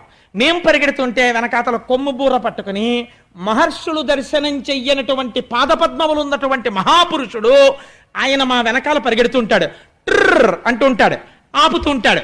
ఆయన బూర ఊతాడు, ఆయన వేణువు ఊతాడు. మేమందరం వచ్చి ఆయన చుట్టూ నించుంటాం. ఆయన మా వీపుల మీద తన చెయ్యి వేసి సేద తీరుస్తాడు. ఆయన మా పాలు పితుకుతాడు. మేము పరిగెడుతుంటే మా డెక్కల నుంచి గోధూళి రీగుతుంది. ఆయన చెమట పట్ట ఆయన ఒళ్ళంతా మా కాళ్ళ మట్టి అంటుకుంటుంది. ఆయన ఆవులతో ఆడుకుంటాడు, మేము ఆయనతో ఆడుకుంటాం. మాకు గడ్డి పెడతాడు. మా అంత అదృష్టవంతులు ఎవరు ఈ బ్రహ్మాండంలో ఎవరున్నారు అని క్రేళ్ళురికే మసలిలేగలో. అసలే ఆవు దూడకు అలరెక్కువ, 4 కాళ్ళు ఎత్తి ఎగురుతుంటుంది అది. అలా ఎగిరెగిరి ఆడుతున్నట్టు దూడలన్నీ అక్కడ నందవ్రజంలో. మల్లడిగొని రంకెలిడియ మరద వృషభంబుల్. ఆబోతులకి ఎద్దులకి ఆనందం వచ్చేసిందిట. ఇంకా రేపటి నుంచి చూడండి, మాకు గడ్డి పెట్టి కుడితి పెట్టి మా గంగడోలు చిన్ని కృష్ణయ్య వచ్చి పట్టు పంచ కట్టుకుని వేణువు ఇలా దోపుకొని కొమ్ముబూర ఇలా చంకలో పెట్టుకుని మాకు కుడితి పెట్టి తాగండి అని మా గంగడోలు ఇలా రాస్తుంటే, మేము గుటకలేస్తుంటే లక్ష్మీదేవి మీద పడినప్పుడు పొంగిపోయే చెయ్య ఏదుందో ఆ నూత్న మర్యాదంచెందు కరంబు మా కంఠాన్ని రాస్తుంది, మా వీపు నిమురుతుంది, మా డొక్కల్ని గడ్డితో తుడుస్తుంది. మేమెంత అదృష్టవంతులం. మాకు బండి పైకెత్తి మా మెడ మీద ఆయన కాడి పెడతాడు, మమ్మల్ని తోలుతాడు. ఆయన తోలుతుంటే మేము నడుస్తుంటాం, ఆయన్ని మేము వహిస్తాం. మా బళ్ళు ఎక్కుతాడు, మాతో తిరుగుతాడు, రోజంతా మాతో గడుపుతాడు. రాత్రి తెచ్చి మమ్మల్ని కట్టుకొయ్యలకి కడతాడు. ఆ కృష్ణుడు ఇలా వెనక్కి తిరిగి మాకు గడ్డేస్తుంటే సంతోషంతో మేము అని నాకేస్తాం. మీరు నాగలరా కృష్ణుడు అలాగా? మాకుందో అదృష్టం అని మల్లడిగొని రంకెలిడియ మద వృషభంబుల్.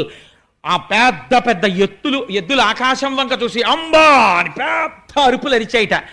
ఆవులు అన్నాయిట, ఏం పెద్ద మీ ఇద్దరికేనేంటి గొప్ప, పుట్టిన పిల్లాడు ఎన్ని పాలు కావాలంటే అన్ని పాలు దొరికేటట్టుగా మేం చూడండి ఎలా ఇస్తామో ఇవాళ నుంచి పాలని. పెళ్ళున్న ముదుగుల్ల పొదుగుల్ల చల్లించన్ పాలు బాలు సంభవ వేళన్. షేరు పాలిచ్చావు, 2 షేర్ల పాలు ఇచ్చేసిందిట. అన్ని పాలు ఆవులు ఇచ్చేసాయిట. ఇంత పొంగిపోతున్నారట అందరూను. ఆ పిల్లాన్ని తీసుకెళ్ళి పడుకోపెట్టి ఇప్పుడు అక్కడ ఉన్నటువంటి గోపకాంతలందరూ ఇవన్నీ చేస్తుంటే కొంతమంది ఉన్నారు, వాళ్ళందరూ గోపాలకులు. వాళ్ళకి కొంచెం డాబ్ ఉంటుంది. నందప్రభువు దగ్గరికి వెళ్ళి కంగ్రాచ్యులేషన్స్ చెప్పాలి, మీకు కొడుకు పుట్టేట్టని. కానీ వెళ్ళేటప్పుడు వాళ్ళు మామూలుగా వెళ్ళరు. అందుకని కంచుకములు తలకట్లును కాంచన భూషాంబరములు మెరయగా గోపకు లేతించిరి మంచి పదార్థములు కొనుచు మధవు చూడన్. వెళ్ళినప్పుడు కంగ్రాట్స్ చెప్పి స్వీట్స్ పట్టుకొచ్చేవాడు, కానుకలు పట్టుకొచ్చేవాడు, పళ్ళు పట్టుకొచ్చేవాడు ఒకడు.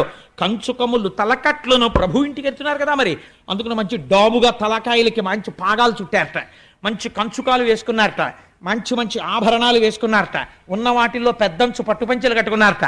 కట్టుకుని వీళ్ళందరూ కలిసి బయలుదేరి నందప్రభువు దగ్గరికి వెళ్ళారట. నందవ్రజం అంతా అక్కడే ఉంది. ఎంత సంతోషమో చూడండి వాళ్ళది. ఇంతలోకి కొడుకు పుట్టాడని ఆనందం. అన్నిటికన్నా చాలా చేతకాని విషయం ఏమిటో తెలుసా అండి? అమెరికాలో ఉన్న అమ్మని పిలిపించుకుంటారు. ఎందుకు? పుట్టిన పిల్లాడికి నీళ్లు వేయడానికి ముందు. అసలు నీళ్లు వేయడమే రాదు, అమ్మకే వచ్చది. అందుకని ఇప్పుడు నందవ్రజంలో కృష్ణ పరమాత్మకి నీళ్లు పొయ్యాలి. ఎవరు పోస్తారు?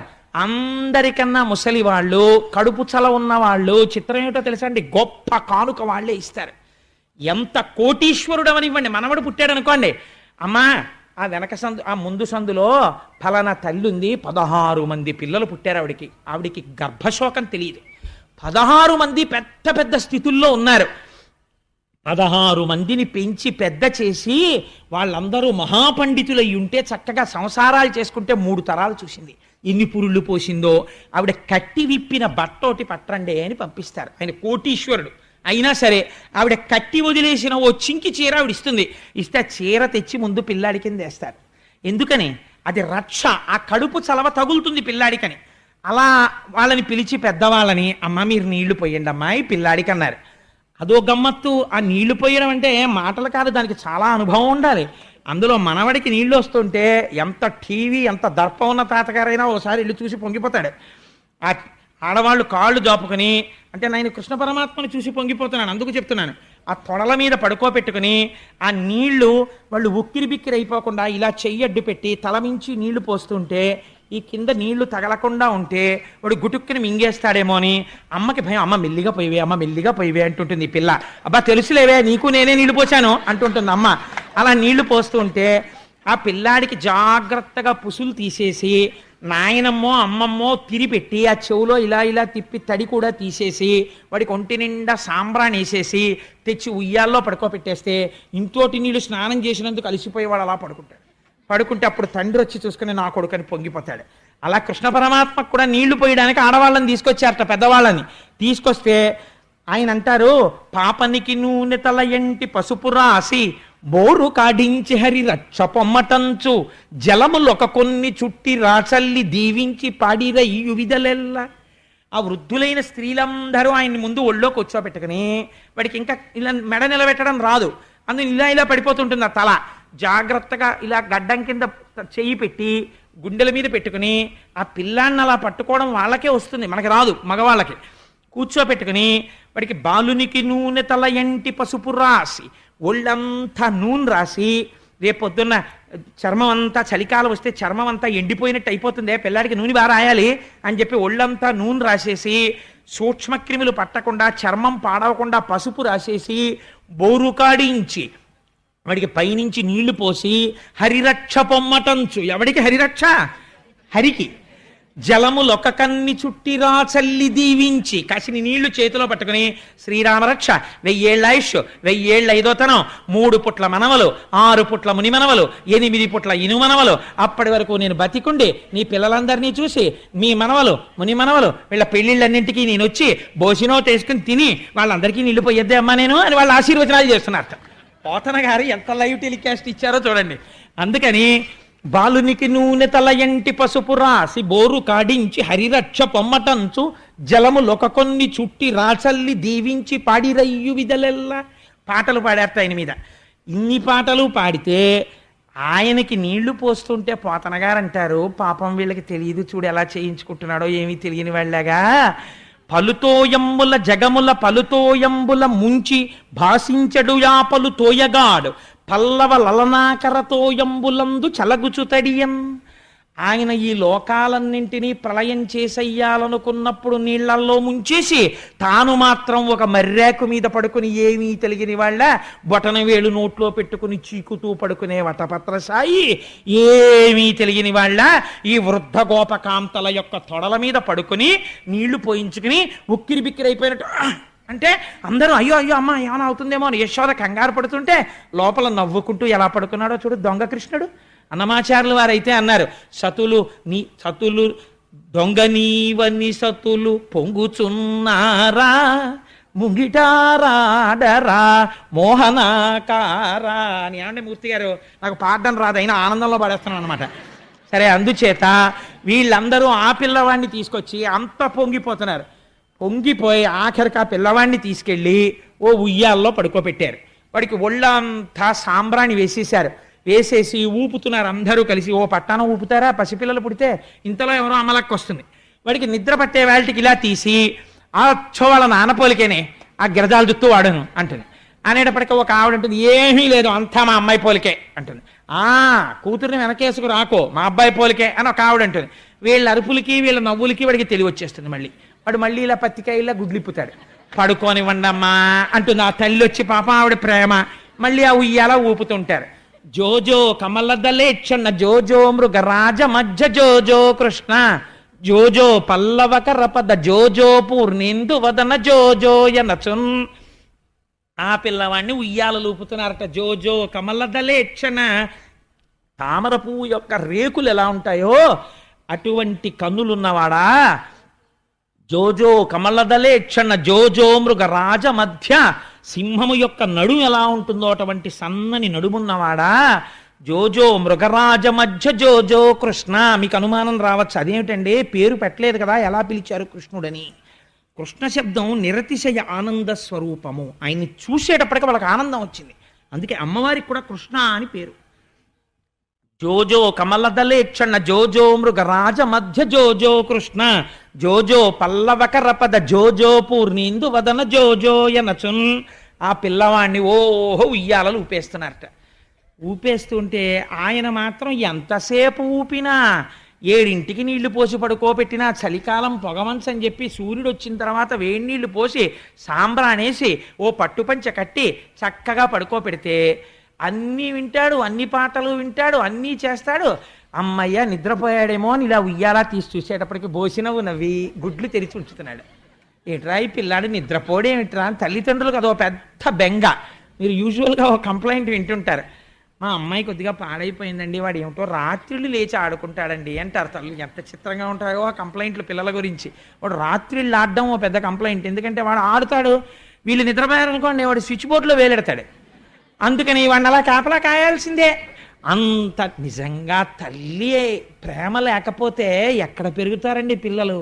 నిద్ర కూడా మానేసి ఆ పిల్లల్ని కాపాడుకుని ఈయన ఎక్కడ లేచి అరుస్తాడో, రేపు మళ్ళీ ఆఫీస్కి వెళ్ళాలి, ఏమిటో వాడు ఆల్రెడీ నువ్వు బాగానే ఉంది నీ ఆటలో నిద్రపుచ్చంటాడు. నిద్రపుచ్చంటే ఇప్పుడు చేతిలో ఉందా? పాపం ఏ హాల్లోకి వెళ్ళి వాడిని పడుకోరా నాన్న అని వాడితో అసలు నోట మాట రాని వాళ్ళండి. ఆ చంటి పిల్లాన్ని చూసుకుని బజ్జున్నావా నువ్వు, నీ పళ్ళు, నీ బుగ్గలు బబ్బోవచ్చు కదా, ఇన్ని చెప్పేస్తారో కథలు సీరియల్స్ వాడికి చెప్పేస్తారు. వాడికి ఏమీ తెలియదు. వాడు అమ్మ వంక చూసో వెరినవ్వు నవ్వుతుంటాడంతే. వాళ్ళు పొంగిపోయి చెప్పేస్తారు.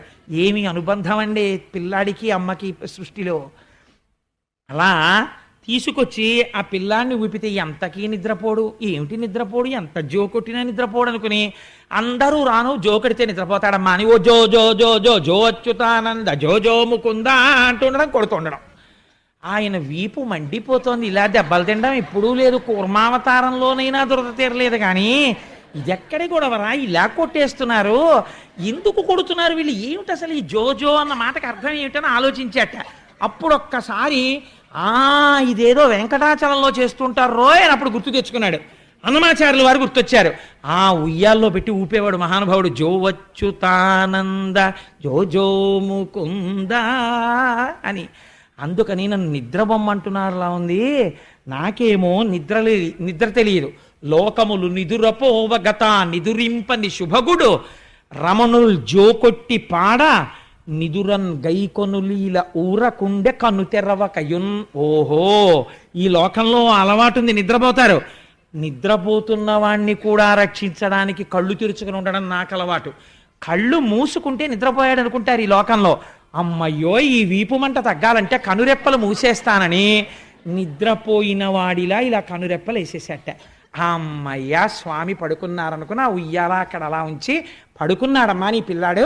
అయ్య బాబోయ్ ఇంత ఊపితే కానీ పడుకోడేమిటమ్మా అని పాపం ఆ యశోదని దిప్పి ఆవిడ పొంగిపోయి నా కొడుకు కదా ఏడవకుండా అలా ఆడుకుంటుంటాడు అని జాగ్రత్తగా పిల్లాడు నిద్రపోయాడో లేదో మళ్ళీ వాడు ఏడవకుండా తలవేపు ఉన్న ఉయ్యాల గుడ్డ మెల్లిగా ఇలా తీసి దొంగలా చూస్తారు. వాడు ఇలా కళ్ళు విప్పుతాడు, హడిలిపోతారు ఇదేమిటని. వాడు విప్పకుండా అలాగే పడుకున్నాడు ఆవిరి బొట్టుతోటి. ఆయన కళ్ళు మూసుకున్నాడు, ఆయనకి నిద్ర అలవాటు లేదు. హరివరాసనం అనేటప్పటికి పడుకున్న అయ్యప్ప స్వామి పడుకున్నారని తలుపు లేచినట్టు. కాబట్టి పడుకున్నారు కదా స్వామి, ఇంకెందుకు రేపు చెప్పుకుందాం మిగిలిన కథ. కాబట్టి ఇవాళ స్వామి నామం ఒక్కసారి మనందరం సంతోషంగా స్వామి నామాన్ని ఆవిష్కరిద్దాం. విరజాతీర్థస గోవింద, కాంచనాంబరధర గోవింద, కరుణాసాగర గోవింద,